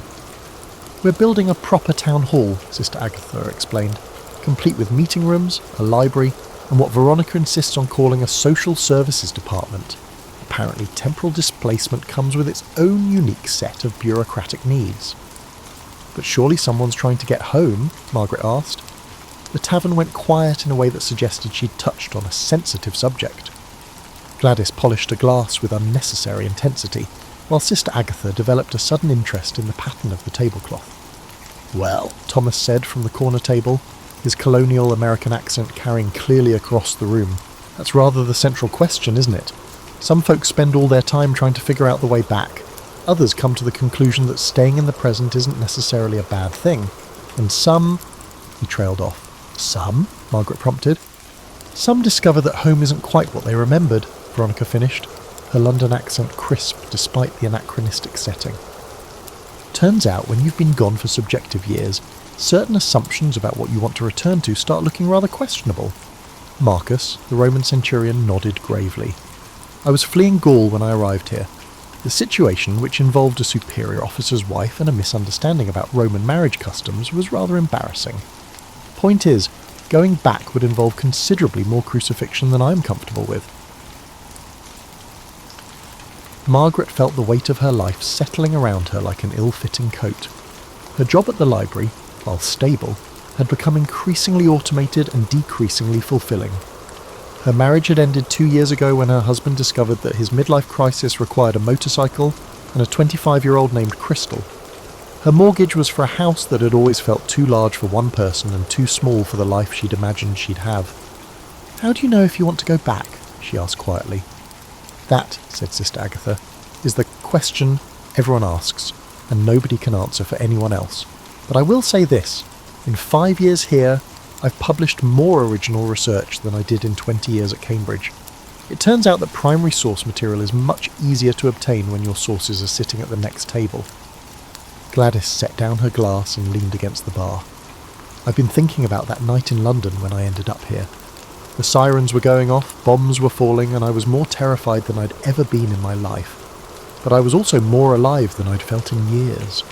3 years had passed since my husband's death. My children had grown and left, and I was merely existing. You need me here. I'm building something." "But don't you miss it?" Margaret asked. "Your real life?" "This is my real life," Gladys said simply. "The other one was just what happened before I started living." The tavern door abruptly opened, suggesting either extreme urgency or poor door maintenance. A young man stumbled in wearing clothes that looked like a confused merger between medieval peasant wear and what Margaret was beginning to recognise as the standard-issue temporal refugee uniform. "Emergency committee meeting," he announced breathlessly. We've got anachronism police incoming, and they're asking about unauthorised timeline modifications. The tavern erupted into organised chaos. Thomas immediately began drafting what he called emergency protocols for democratic crisis management. Veronica started organising people into what she termed efficiency groups. Marcus began discussing defensive strategies that involved words like phalanx and tactical retreat. Anachronism police, Margaret asked Sister Agatha about the commotion. Time travel's governing body, Sister Agatha explained grimly. Consider them to be the universe's hall monitors, but with the authority to erase entire timelines if they think things have gotten too messy. They don't like places like this. Too many variables, too much potential for paradox. What do? Best case scenario, they relocate us to approved temporal zones. Worst case scenario, they decide we're too much of a risk, and Sister Agatha made a gesture that could be interpreted as either poof or obliteration. Margaret felt that familiar librarian instinct kicking in, the one that appeared whenever someone threatened to reorganise her carefully maintained systems without consulting her first. It was the same feeling she got when patrons tried to return books to the wrong shelves, or when her supervisor suggested improving efficiency through methods that would clearly make everything worse. Right, she said, surprising herself with her decisiveness. What actions are necessary? The emergency committee meeting took place in what Gladys optimistically called the community centre, which was actually the tavern with the tables pushed together and everyone trying to look official, although half of them were drinking ale at 10 in the morning. Margaret found herself appointed as Secretary of Records primarily because she was the only one present who knew what carbon paper was and could also operate the hand-cranked printing press that a Victorian gentleman named Nigel had constructed from memory and spare parts. Right then, Thomas said, calling the meeting to order, with the sort of gravitas that suggested he'd had practice at this sort of thing. Jeremiah, report. Jeremiah, the young man who'd brought the news, stood up and consulted what appeared to be notes written on bark. 3 anachronism police officers arrived this morning via what looked like a temporal vortex disguised as a travelling merchant's wagon. They are staying at the inn and asking questions about unauthorised timeline modifications and dangerous temporal accumulations. Dangerous temporal accumulations, Sister Agatha repeated thoughtfully. That's what they call places like us. We have an excessive number of individuals from various eras residing in one place. We're apparently creating what they term chronological instability. Bollocks, said Veronica firmly. We're creating a chronological community. There's a difference. Marcus nodded approvingly. In Rome we had a saying, when the bureaucrats arrive, hide the wine and sharpen the swords. We're not hiding wine or sharpening swords, Thompson said quickly. We're civilised people having a civilised discussion about how to handle a bureaucratic situation through proper democratic channels. Have you met bureaucrats? Gladys asked dryly. In my experience, proper democratic channels work about as well for people in London during the Blitz as they do now. That is, not at all, and you mostly have to muddle through and hope for the best. Margaret found herself taking detailed notes, partly out of professional habit and partly because writing things down helped her think. As she wrote, patterns began to emerge. The anachronism police seemed concerned about their community's effect on the timeline, but from what she could gather, they hadn't actually done anything to affect it. They were just living their lives in a place that technically shouldn't exist. What exactly is the timeline we're supposedly affecting, she asked. The room went quiet. Margaret was beginning to recognise this particular type of silence. It was the same one that occurred in library staff meetings when someone asked obvious questions that revealed fundamental problems with the entire system. Well, Sister Agatha said slowly, that's rather complicated. See, technically none of us should be here. We should all be in our original times, living our original lives, making our original contributions to history. But we're not affecting our original times, Margaret pointed out. We're not there. If anything, our absence should have more impact than our presence here. Ah, said Nigel, the Victorian engineer, speaking up for the first time. That's where it gets intriguing. My research, which I've dedicated a significant amount of time to, indicates that our disappearances have received compensation. Compensated how? Thomas asked. Replacements, Nigel said simply. The timeline has generated substitute versions of us to fill the gaps we left behind. My wife believes I died in a factory accident. Sister Agatha's university believes she took early retirement. Margaret's library believes she moved to Florida to care for an elderly relative. Margaret felt a chill that had nothing to do with the medieval heating system. So there's another version of me living my life? A timeline-generated approximation, Sister Agatha confirmed. Close enough to maintain continuity, but not actually you. Think of it as temporal autocorrect. That's deeply unsettling, Margaret said. Welcome to time travel, Gladys said cheerfully. Nothing about it makes sense, and the more you think about it, the more you realise that sense was always overrated anyway. The meeting continued for another hour, with various committee members proposing solutions that ranged from diplomatic negotiation, Thomas, to strategic misdirection, Veronica, to trial by combat, Marcus predictably. Margaret found herself thinking about the other version of herself living in her house, doing her job, and presumably feeding her cat. Was that version of her fulfilled? Was she living the life Margaret had been too afraid to lead? I propose, she said, interrupting a discussion about the proper protocol for addressing temporal law enforcement, that we find out what the Anachronism police actually want before we decide how to respond to them. Revolutionary thinking, Veronica said approvingly. Gather intelligence before forming strategy. I like her. It's called reconnaissance, Marcus added. Basic military procedure. It's called common sense, Gladys said, but I suppose that's revolutionary enough in most situations. Thomas nodded thoughtfully. Margaret raises an excellent point. We've been assuming they want to shut us down or relocate us, but perhaps their concerns are more specific. Jeremiah, what exactly were they asking about? Jeremiah consulted his bark notes again.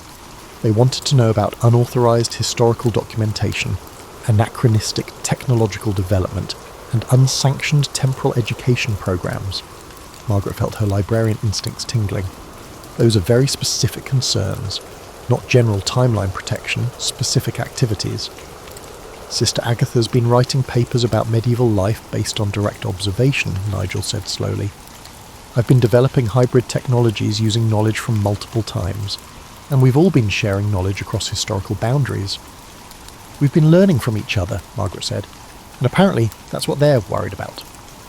The room fell silent again, but this time it was the thoughtful silence of people realising they were in more trouble than they'd initially understood, but also possibly more right than they'd dared to hope. So, Thomas said finally, we're not just temporal refugees, we're temporal revolutionaries. Accidental temporal revolutionaries, or Sister Agatha corrected.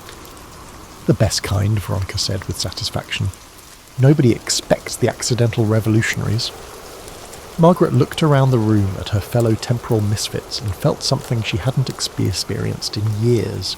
The sense that she was precisely where she was supposed to be, doing exactly what she was supposed to do.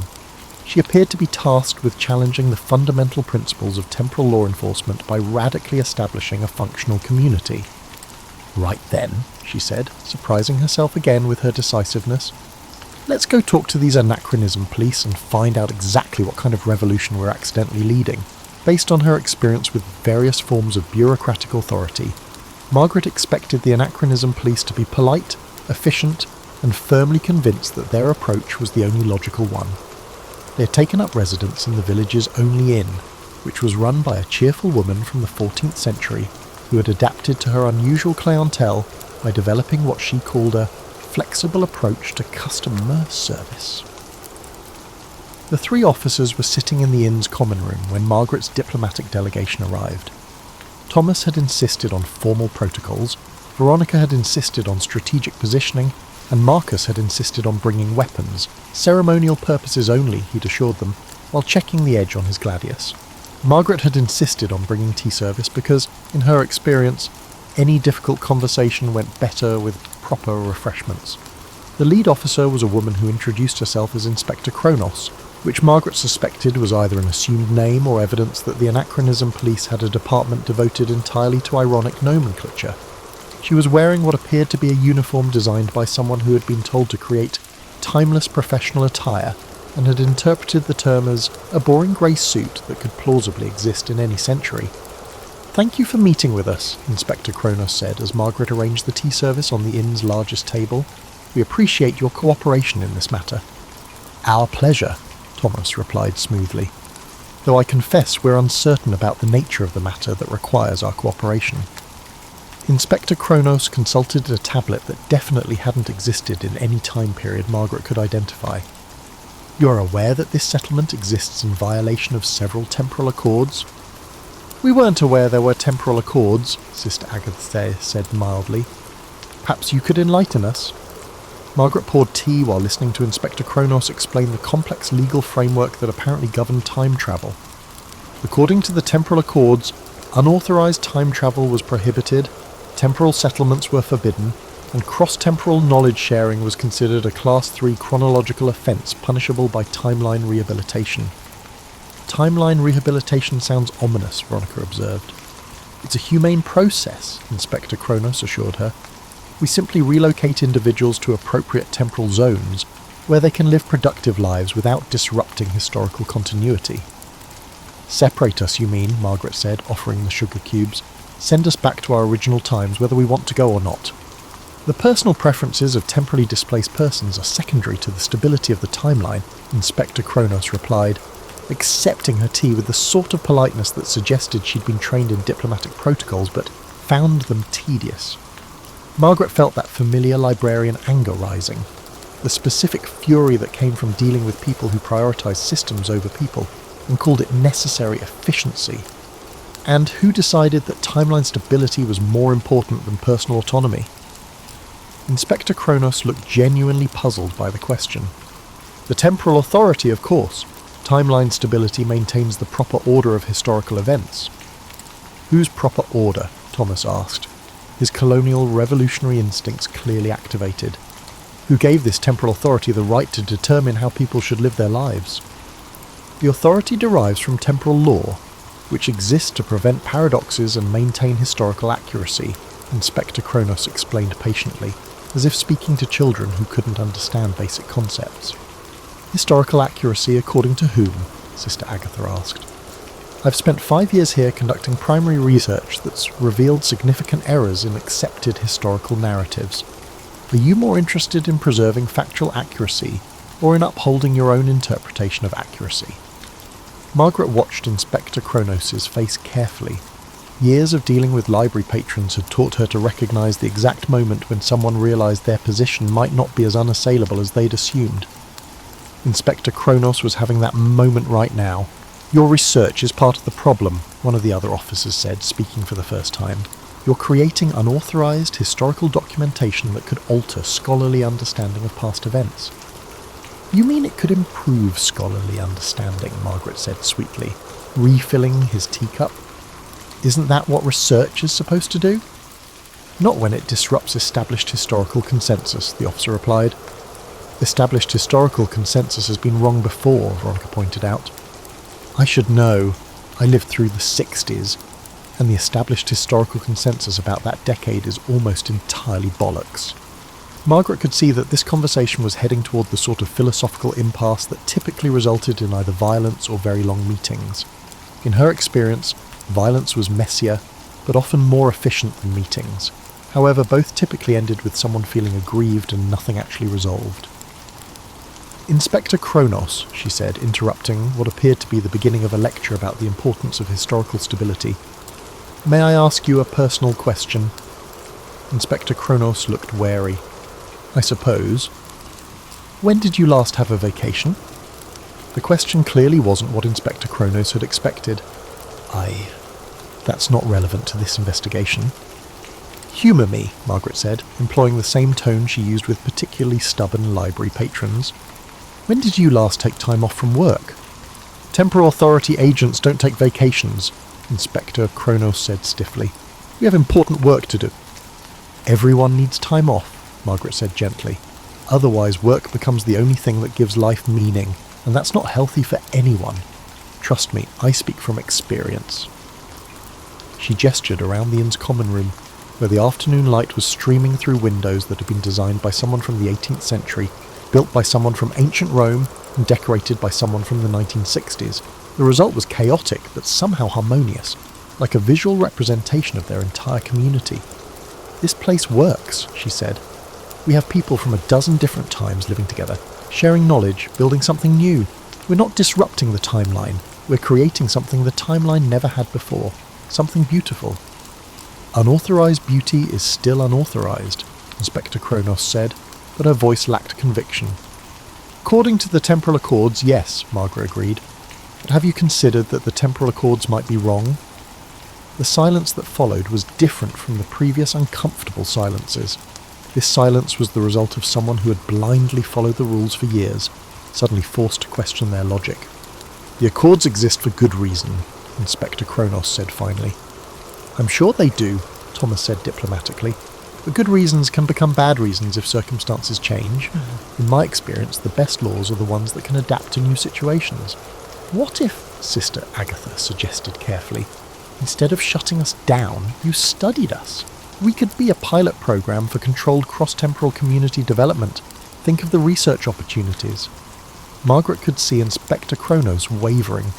Years of bureaucratic training were warring with what appeared to be genuine curiosity, and possibly the first intriguing conversation she'd had in decades. That would require authorization from the temporal authority, Inspector Kronos said slowly. Then let's get authorization, Margaret said briskly. I assume there's some sort of application process? Inspector Kronos stared at her. You want to apply for legal recognition as an experimental temporal community? Why not? Margaret shrugged. We're already here, we're already functioning, and apparently we're already breaking the rules. Might as well break them officially. Applying for legal recognition as an experimental temporal community turned out to involve approximately 17 different forms, each of which had to be filled out in triplicate using writing implements appropriate to the time period of the person filling them out. Margaret found herself wielding a quill pen for the first time in her life, while cursing whoever had decided that bureaucracy should be deliberately difficult. This is ridiculous, Veronica muttered, struggling with what appeared to be a form designed to assess cross-temporal cultural integration protocols. They want to know our policy for resolving conflicts between Roman law and Renaissance banking practices. We don't have conflicts between Roman law and Renaissance banking practices, Thomas pointed out, working his way through a form about democratic governance in multi-period communities with the sort of methodical precision that suggested he'd had experience with colonial paperwork. Exactly, Sister Agatha said. Marcus handles military justice, Nigel handles infrastructure disputes, you handle governance issues, and Gladys handles everything else because she's the only one who's actually good at managing people. Margaret looked up from Form 47B, Justification for Temporal Cohabitation, and realised something important. They hadn't just accidentally created a community, they'd accidentally created a functioning government. And not just any government, but one that actually worked because everyone involved was too confused and too practical to waste time on politics. We need to document this, she said suddenly. Document what? Inspector Kronos asked. She had remained at the inn to oversee the application process, but Margaret suspected that her primary reason for staying was her interest in their community, which she found far more engaging than her usual assignments. This is how we govern ourselves, Margaret explained, reaching for a fresh sheet of paper. If we're applying to be an experimental community, we need to show that our experiment actually produces results. Over the next several hours, Margaret found herself doing what she did best, organising information. With input from the others, she documented their decision-making processes, their conflict resolution methods, their resource allocation systems, and their integration protocols. What emerged was a picture of a community that had organically developed solutions to problems that political scientists spent decades debating. This is extraordinary, Inspector Kronos said, reading over Margaret's documentation. You've created a functional multi-temporal democracy with built-in cultural sensitivity protocols and adaptive governance structures. We've muddled through, Gladys corrected, bringing them all another round of tea. We've made the best of it, just like anyone else who finds themselves in an unexpected situation. But that's precisely the point, Inspector Kronos said, excitement creeping into her voice for the first time since Margaret had met her. Most temporal displacement results in psychological trauma, cultural isolation, and eventual breakdown. You've created something that not only works, but actually enhances the lives of everyone involved. Margaret looked around the inn's common room, where their impromptu government session had attracted an audience of curious community members. Marcus was explaining Roman military organisation to a group that included a Viking warrior, 2 medieval merchants, and what appeared to be a flapper who had arrived just that morning. Nigel was sketching engineering diagrams on a napkin, while a Renaissance artist offered suggestions about aesthetic improvements. Thomas and Veronica were deep in discussion about the practical applications of democratic theory with a gentleman who claimed to be from the court of Louis XIV. It works because we need it to work, Margaret said. We can't go home, so we have to make this place home, and that means figuring out how to live together even when we come from entirely different worlds. The temporal authority should see this, Inspector Kronos said. They've been trying to solve the problem of the temporal displacement for centuries, and you've accidentally discovered the solution. What's the problem with temporal displacement? Sister Agatha asked. Displaced persons typically suffer from severe temporal culture shock, Inspector Kronos explained. They can't adapt to their new time, but they can't return to their original time either. Most end up in specialised care facilities or isolated temporal reservations. Margaret felt a chill. Temporal reservations?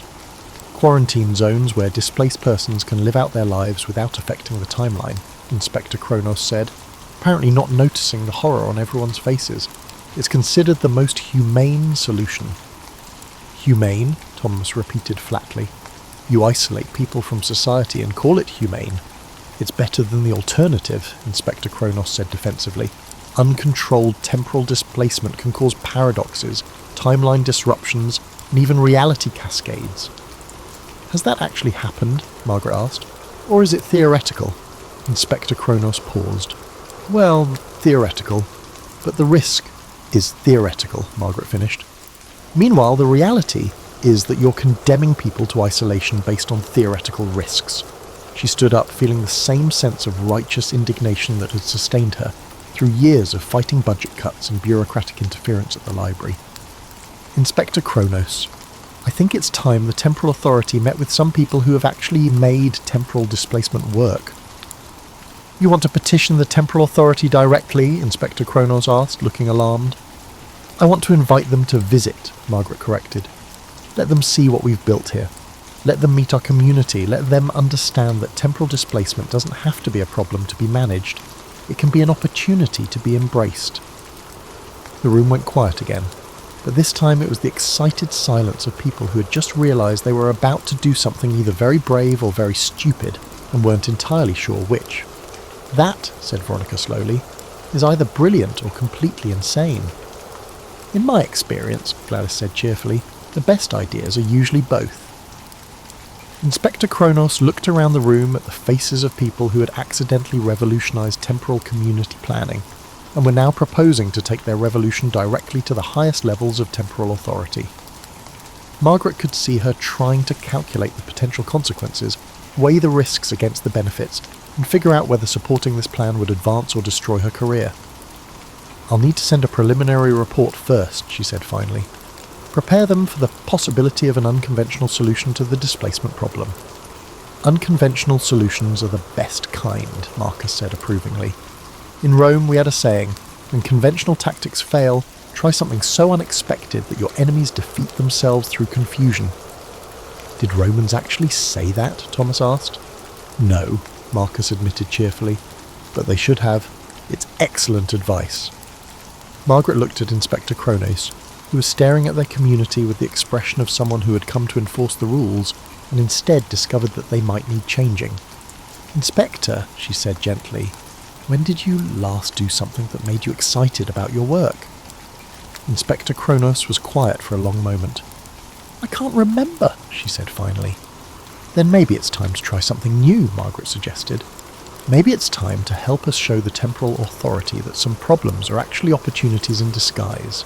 The temporal authority's response to Inspector Kronos' preliminary report arrived 3 days later in the form of what appeared to be a medieval messenger who rode a horse that moved slightly too smoothly and cast no shadow. The message itself was written on parchment that looked authentic but felt like high-quality printer paper, and the ink had the peculiar property of remaining wet until someone read it, at which point it dried instantly. Margaret had become fascinated by these temporal inconsistencies. Everything about the temporal authority seemed designed to look period appropriate while functioning with modern efficiency, as if they couldn't decide whether they wanted to blend in with history or transcend it entirely. They're sending a delegation, Inspector Kronos announced, reading the message aloud to the assembled community. Senior Inspector Paradox, Inspector Causality, and Director Temporal will arrive tomorrow to assess the viability of Kronos Commons as an experimental temporal community. Director Temporal, Sister Agatha asked. That's either a critical person or someone with a deeply unfortunate name. Both, probably, Veronica said. In my experience, the most important bureaucrats always have the most ridiculous titles. Margaret felt the familiar flutter of anxiety that preceded any important inspection, whether it was library auditors, health department officials, or, apparently, temporal law enforcement. But underneath the anxiety was something else. Excitement. For the first time in years, she was part of something that mattered, something worth fighting for. Right then, she said, standing up with the sort of decisiveness that surprised everyone, including herself. We have one day to prepare for the most important visitors this community has ever received. I suggest we show them exactly what we've accomplished here. The next 24 hours passed in a blur of organised chaos that would have made any event planner weep with either admiration or despair. Gladys organised a feast that showcased culinary techniques from 12 different times. Nigel provided the entire village with a comprehensive overview of infrastructure improvements, highlighting the innovations that emerged from the fusion of Roman engineering, Victorian precision, and modern material science. Thomas prepared a presentation on their governance structure that managed to be both academically rigorous and practically applicable. Margaret found herself coordinating the entire effort, which felt remarkably similar to organising the library's annual fundraising gala, except with more times involved and significantly higher stakes. She discovered that her years of managing library events had prepared her surprisingly well for managing temporal diplomacy. The delegation arrived precisely at noon, stepping out of what appeared to be a travelling merchant's wagon that definitely hadn't been there moments before. Director Temporal turned out to be a woman who looked like she could have been anywhere between 30 and 300 years old, wearing robes that managed to suggest both medieval authority and modern professionalism. Senior Inspector Paradox was a tall man with the sort of precisely groomed appearance that suggested he took temporal regulations very seriously indeed. Inspector Causality was younger, with the eager expression of someone who had recently been promoted and was determined to prove worthy of the position. "Welcome to Kronos Commons," Margaret said, stepping forward with the sort of confidence usually reserved for dealing with particularly difficult library board members. "We're honoured by your visit." Director Temporal looked around the village square, where the community had assembled to greet their visitors. Her expression was carefully neutral, but Margaret caught her pausing to study the architectural innovations, the way people from different times were naturally interacting, and the general atmosphere of purposeful activity. Inspector Kronos has submitted a preliminary report suggesting that this community represents a viable alternative to traditional temporal displacement protocols, Director Temporal said. "We're here to assess the accuracy of that assessment." "We'd be delighted to show you around," Thomas said, stepping forward with colonial diplomatic charm. "Perhaps we could begin with our governance centre." What followed was the most unusual tour Margaret had ever participated in. They showed the delegation their democratic decision-making processes, their conflict resolution methods, their resource allocation system, and their integration protocols. At each stop, community members demonstrated not just how their systems worked, but why they worked. The key insight, Sister Agatha explained as they stood in what had become their informal research centre, is that temporal displacement doesn't have to mean cultural isolation.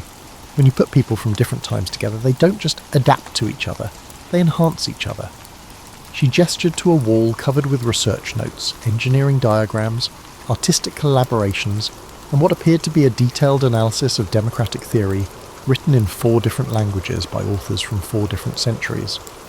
"We're not just preserving historical knowledge," she continued. "We're creating new knowledge by combining historical perspectives in ways that have never been possible before." Inspector Causality was taking in emailed notes, while Senior Inspector Paradox maintained an expression of professional scepticism. Director Temporal, however, was studying the research wall with the sort of intense focus that suggested she was seeing something she hadn't expected. "This is unprecedented," she said finally. "Cross-temporal knowledge synthesis on this scale. The implications are extraordinary." "The implications are what we live with every day," Gladys said cheerfully, appearing with a tray of refreshments that somehow managed to appeal to taste preferences from across the centuries. Turns out when you stop worrying about the implications and start focusing on the practicalities, most problems solve themselves. The tour continued through the afternoon, with the delegation observing everything from Marcus's conflict resolution sessions which involved more shouting than Margaret was comfortable with but seemed to work.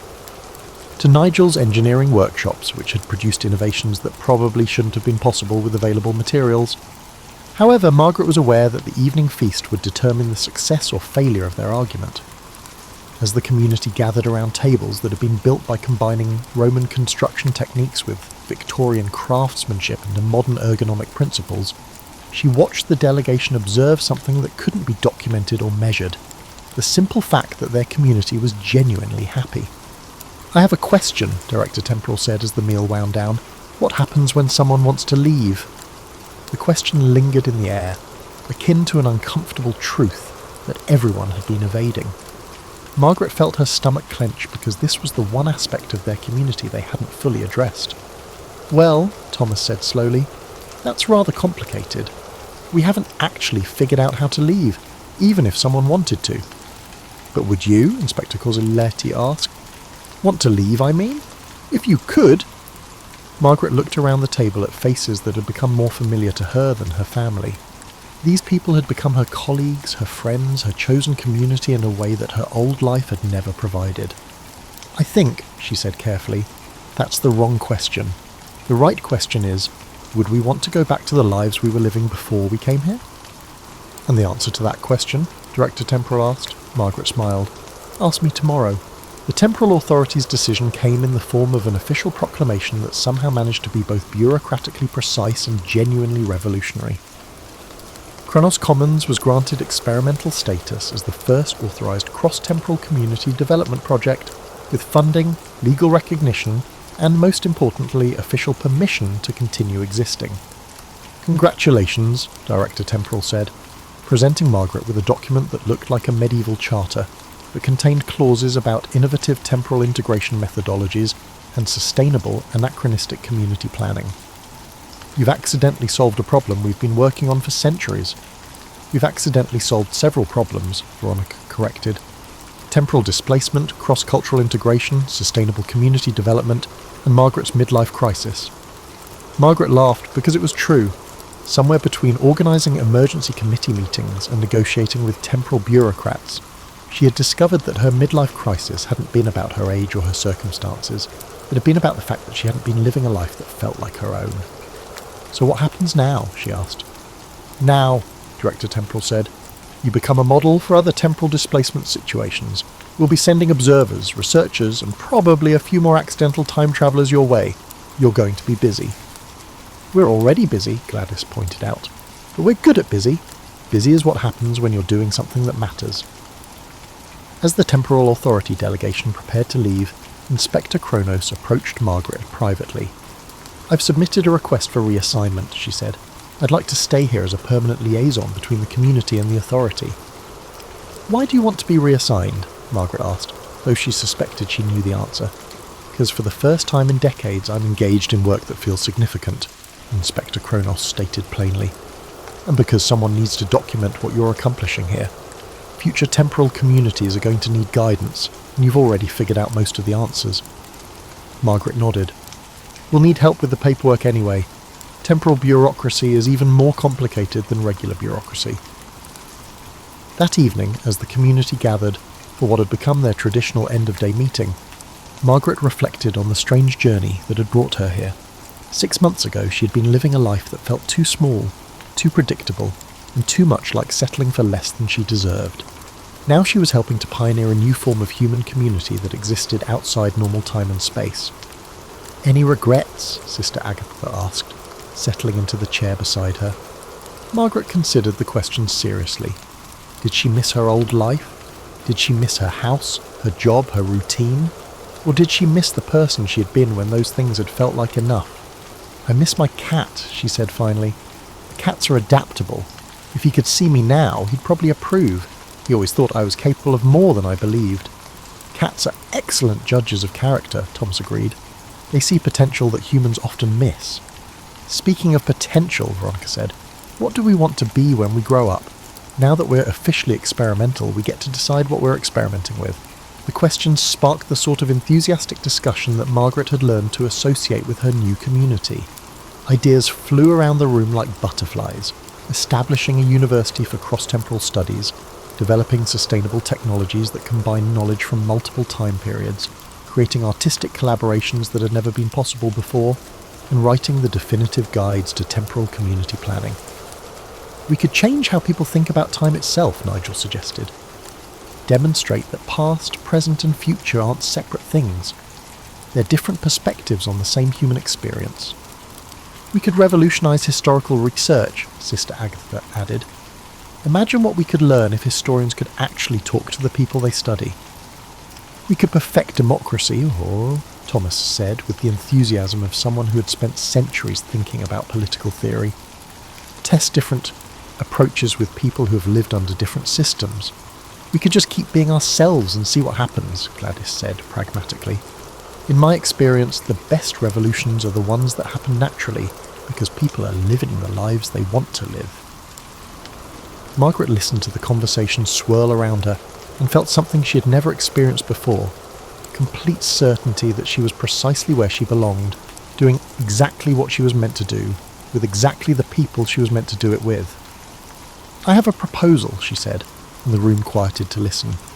What if we stop defining ourselves and just become who we want to be? We're not just a temporal community or an experimental project or an accidental revolution. We're people who found each other across time and space and decided to build something beautiful together. That, said Marcus approvingly, is the sort of proposal that wins wars. Are we at war? Inspector Causality asked, looking alarmed. We're at war with the idea that people have to accept the lives they're given instead of creating the lives they want, Margaret said. We're at war with the notion that different is dangerous instead of wonderful. The belief that the future must mirror the past, simply because it's the norm, is what we're fighting against. Revolutionary wars are the best kind, Veronica said with satisfaction, especially when you win them by accident. As the meeting wound down and people began drifting back to their homes that had been built by combining architectural knowledge from across the centuries, decorated with art created through cross-temporal collaboration, and filled with the sort of contentment that came from living in a community where everyone belonged, Margaret stepped outside to look up at stars that had witnessed all of human history. Tomorrow would bring new challenges, new visitors, and new opportunities to prove that their accidental experiment in temporal community building could work on a larger scale. There would be more paperwork, more bureaucracy, and more negotiations with authorities who still weren't entirely convinced that rules were meant to be broken. But tonight, Margaret was simply a woman who had accidentally time-travelled into the best life she had never imagined living, surrounded by friends she had never expected to make, working on projects that mattered in ways she was still discovering. She thought about the other version of herself, living in her old house, working at her old job, probably wondering why life felt so unsatisfying. Margaret had been awaiting approval to pursue her desired life. This Margaret had learned that sometimes the best thing you can do is stop waiting for permission and start creating the life you deserve. The stars looked exactly the same as they had in her time, which somehow made everything else feel possible. Time was more flexible than anyone had imagined, community was more important than anyone had realised, and revolution could happen accidentally when people simply decided to treat each other with kindness and respect across the barriers that were supposed to divide them. Margaret smiled and went inside to help Gladys plan tomorrow's menu, because even accidental revolutionaries had to eat, and someone needed to coordinate the logistics of changing the world one shared meal at a time. After all, she was still a librarian at heart, and librarians understood that the most important revolutions were the ones that happened quietly, one person at a time, through the simple act of helping people find exactly what they were looking for, even when they hadn't known they were looking for it.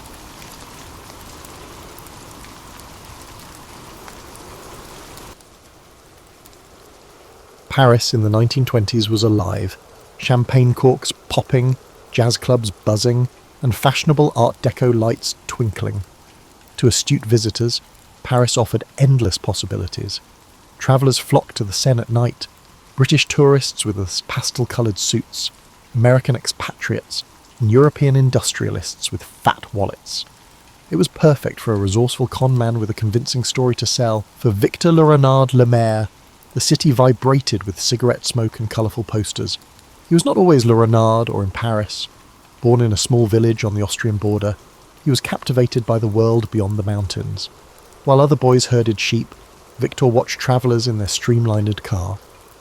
He saw that the most persuasive could sell peasants anything, from worthless medicines to bewildering life insurance. Young Victor discovered that a good tale was worth more than gold. That's when locals dubbed him Le Renard, the fox, after he exchanged worthless trinkets for a prized hunting rifle. In a village of rumours, that tale spread quickly. As a boy, he learned to shape people's perceptions to see what he wanted. By adulthood, his skill was sharp. He mastered languages, studied psychology, and honed his sophisticated demeanour. He'd earned a tidy fortune from his swindles across Europe, letter forgery, impersonating nobility at social events, and selling near-new antiques. Each time he was being investigated by the authorities, he'd vanish, reappearing in Vienna, Milan, or Berlin, a step ahead. Victor arrived in Paris following the Great War with a suitcase and a shy smile. He had settled in within a month after reading an article about the cost of keeping the Eiffel Tower standing. It was built for the World's Fair in 1889. It was costly to maintain, and some people did not appreciate its appearance. There were strong protests against its demolition, despite the fact that it was popular among visitors. Victor learned of this news. He spent days in Champs-Élysées cafes hearing conversations on city projects. He learned that bureaucratic decisions were bogged down by red tape and that the city lacked money. He considered if he persuaded someone that the government of Paris was planning to dismantle the Eiffel Tower to sell it as scrap, he could become rich. It was a wild scheme. Failure would turn him into a laughingstock. But a success was possible. Victor considered it for a night. He figured the more ridiculous the scam, the more people might be made to believe it. Who would fake the sale of France's most iconic landmark? He thought it needed high bureaucratic flair, like forged papers and stamps. Rumour and secrecy would be at his side. If he succeeded, he'd vanish, rich and legendary. He spent the next few days poring over the engineering wonder, absorbing facts such as its metal mass, elevator upkeep, and the way the tower accommodated activities ranging from tourism to radio reception. With these details, he was able to address prospective buyers with authority. He took a lavish suite at the Hôtel de Crillon, pretending to be a high-ranking official. To add authenticity to his deception, he engaged an engraver for stationery of his imaginary Ministry of Post and Telegraph, since the Eiffel Tower was also a radio centre. The last touch put him in official mode. Paris, for all its beauty, also had its share of opportunistic entrepreneurs. There were whispers that a government minister was looking discreetly for a private investor in a secret project. The city did not want to face the public outcry of cancelling the tower, so this transaction had to be kept quiet. Everything was ready by the time Victor was prepared.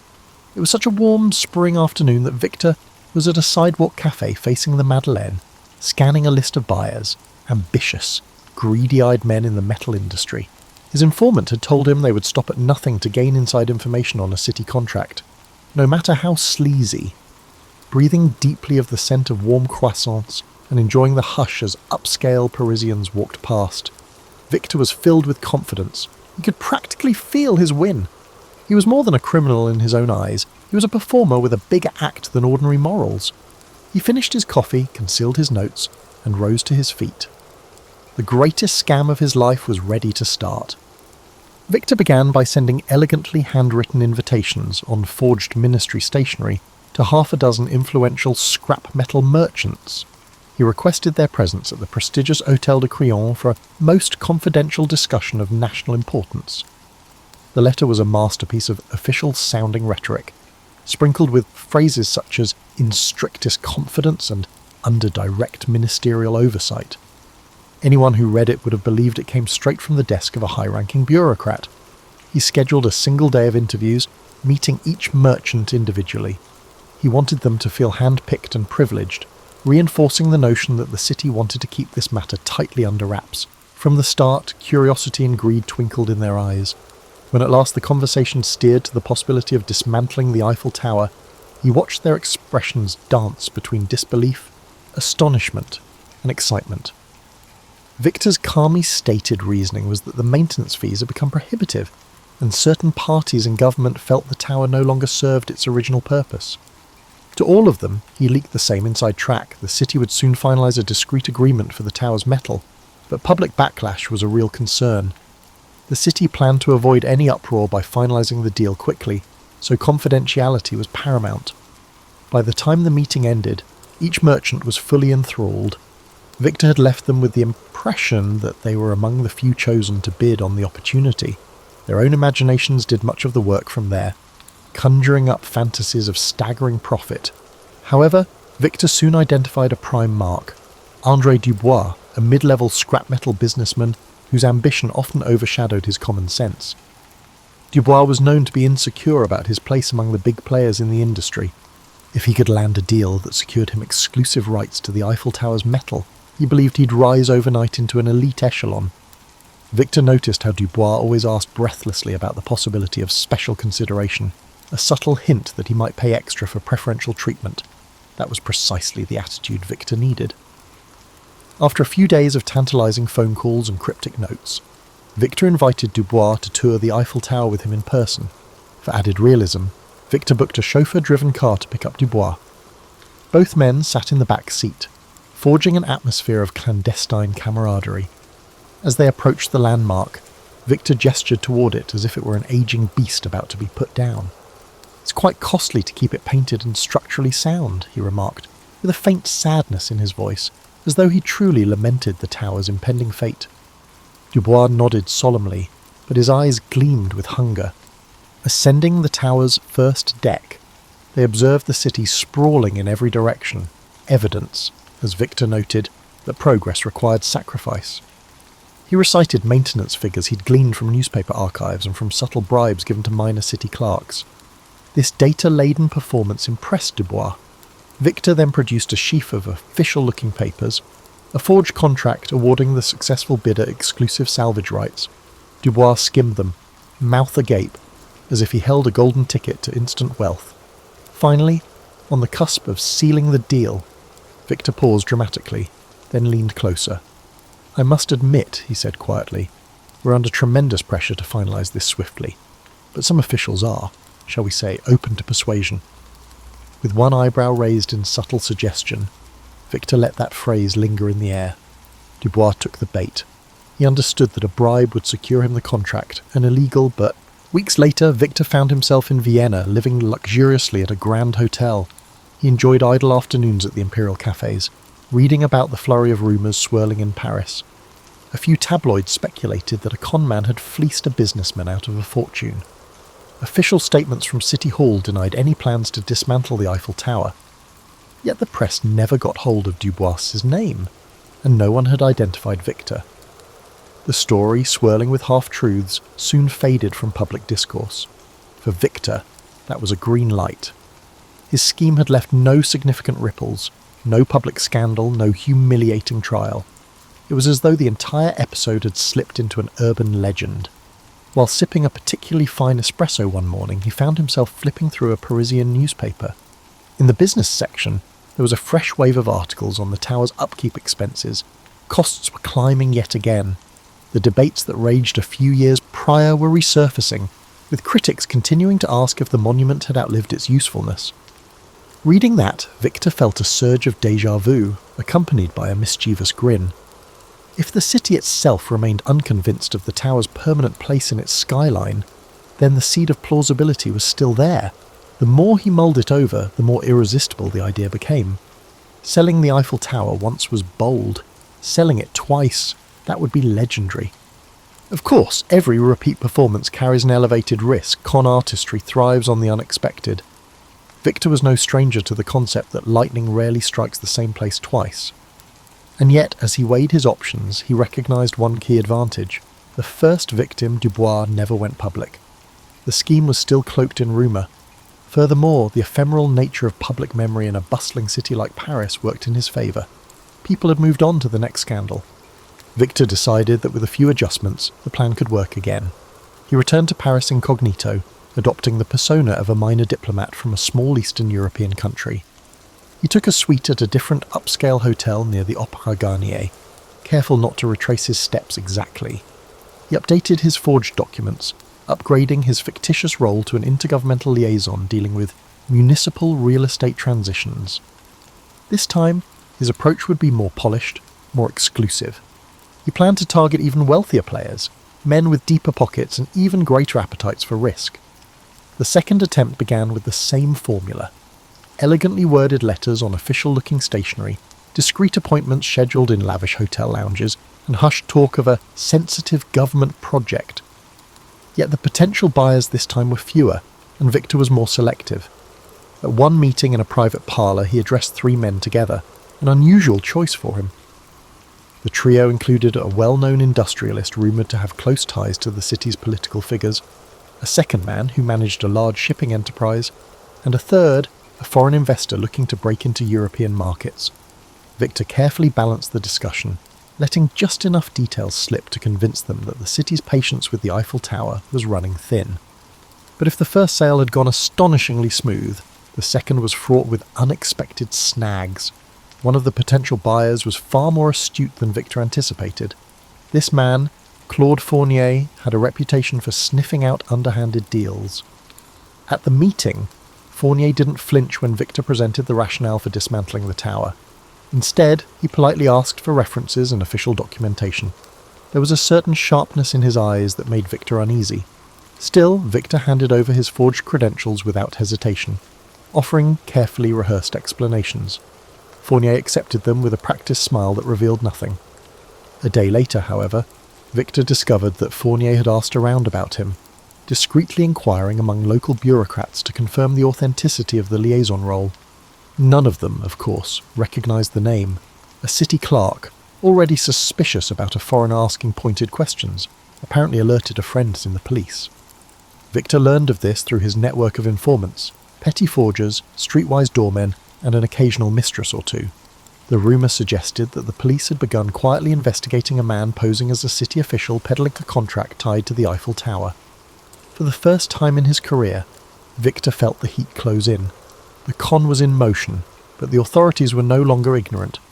With a mixture of dread and exhilaration, he realised he had no choice but to accelerate the plan. He zeroed in on the second potential mark, an overly ambitious shipping magnate named Marcus Weissman, who had a penchant for shady dealings. Over dinner at a private club, Victor dangled the tower's contract before him as if it were a rare gem. Weissman, too enticed by the prospect of beating out his competitors, took the bait. Still, the tension was palpable, even as Weissman scribbled out a cheque big enough to make Victor's heart flutter. There was a persistent, nagging awareness that time was short. He needed to vanish before Fournier's inquiries led the police to his door. So he chose to skip the bribe angle that had worked so well with Dubois. Instead, he accepted a lump sum payment that covered everything, the purchase of the tower's scrap plus a discreet administrative fee. Weissman assumed that the simpler the transaction, the less likely it would be detected.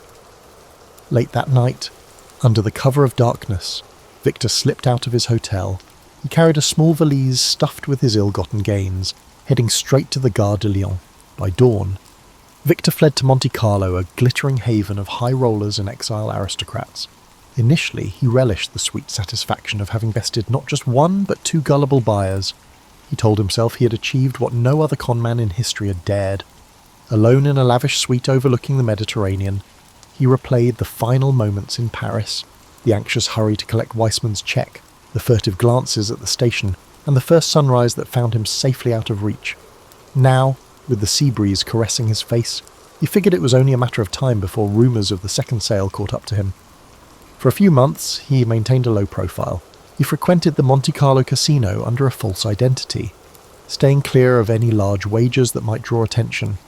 He used coded telegrams to stay in touch with his forgers and informants back in Paris. From them, he learned that Fournier had indeed pressed the police for an investigation. Weissman, facing public humiliation and potential legal woes, tried to keep the matter as quiet as possible, hoping to recover his money through any means short of a public scandal. Still, the police smelled something big. They had never heard of such an audacious swindle, and that alone piqued their interest enough to keep them digging. Eventually, investigators uncovered the faint tracks Victor left behind, receipts at the hotel, witnesses who recalled a confident, well-dressed man with a foreign accent. They pieced together the timeline of his meetings, even found traces of his forged stationery. Before long, they had a name, though it remained unclear if Victor Lemaire was real or an alias. With pressure mounting, the authorities circulated descriptions to major European cities, urging border agents and local police to keep an eye out. One photograph, taken secretly by a curious bystander at the Eiffel Tower, showed a side profile that might have been him. Rumours spread that a flamboyant con artist, rumoured to have sold the Eiffel Tower not once but twice, was at large. Despite the noose tightening, Victor couldn't resist the lure of one last escapade. He reasoned that living on the run forever would be unbearable. Why not gamble big while he still had some measure of control? So, one evening at the casino, dressed in a crisp dinner jacket, swirling a glass of fine cognac, he sat at a roulette table. In a dramatic flourish, he placed a small fortune on a single bet. It was uncharacteristic of him to risk real money on chance. He usually preferred to rig the odds through manipulation. But something inside him craved the adrenaline rush. The wheel spun, heart pounding. He watched the tiny ball bounce from slot to slot. When it finally settled, it landed on red, a loss for Victor's black bet. Though it was only a fraction of his earnings, the defeat seemed like an omen. For a moment, he stared at the chipped green felt of the table, the croupier's polite nod indicating the end of the bet. In that instant, a seed of doubt sprouted in Victor's mind. Was his luck running out? He excused himself, stepping away from the table, ignoring the curious glances of other patrons who recognised him, by one of his many aliases, presumably. That night, as he strolled the moonlit promenade along the coast, he tried to shake off the feeling that everything was about to catch up with him. He told himself he was a master of illusions. He could reinvent himself anywhere, America, South America, or a quiet corner of Asia. Yet the persistent thought nagged at him. How long can any fox outrun the hounds? He had always believed in the artistry of his craft, but sooner or later, every performance comes to a close. Sure enough, his downfall arrived abruptly. While stepping out of a Monte Carlo cafe one morning, he was discreetly approached by a man who introduced himself as a private detective from Paris, hired by none other than Claude Fournier.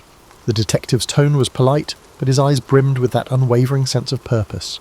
He claimed to have evidence linking Victor to the Tower Con, along with sworn statements from hotel staff. The detective offered Victor a choice: return to Paris, meet with Fournier's lawyers, and negotiate a quiet settlement, or face arrest and extradition. Outwardly, Victor kept his composure. He flashed a wry smile, feigning indifference. But his heart pounded. Even if he eluded this detective, he sensed the net was cast too wide for him to remain free for much longer. Sometimes, surrendering on your own terms was the last con you could pull. In a move that stunned the detective, Victor proposed his own arrangement. He would meet Fournier in neutral territory, in Switzerland, to hash out a deal. The detective, intrigued and possibly influenced by some under-the-table persuasion, agreed to broker the meeting. Victor reasoned that by controlling the location, he might still orchestrate an escape. But as fate would have it, the Swiss authorities were also alerted. When Victor arrived, plainclothes officers appeared from the shadows, swiftly taking him into custody.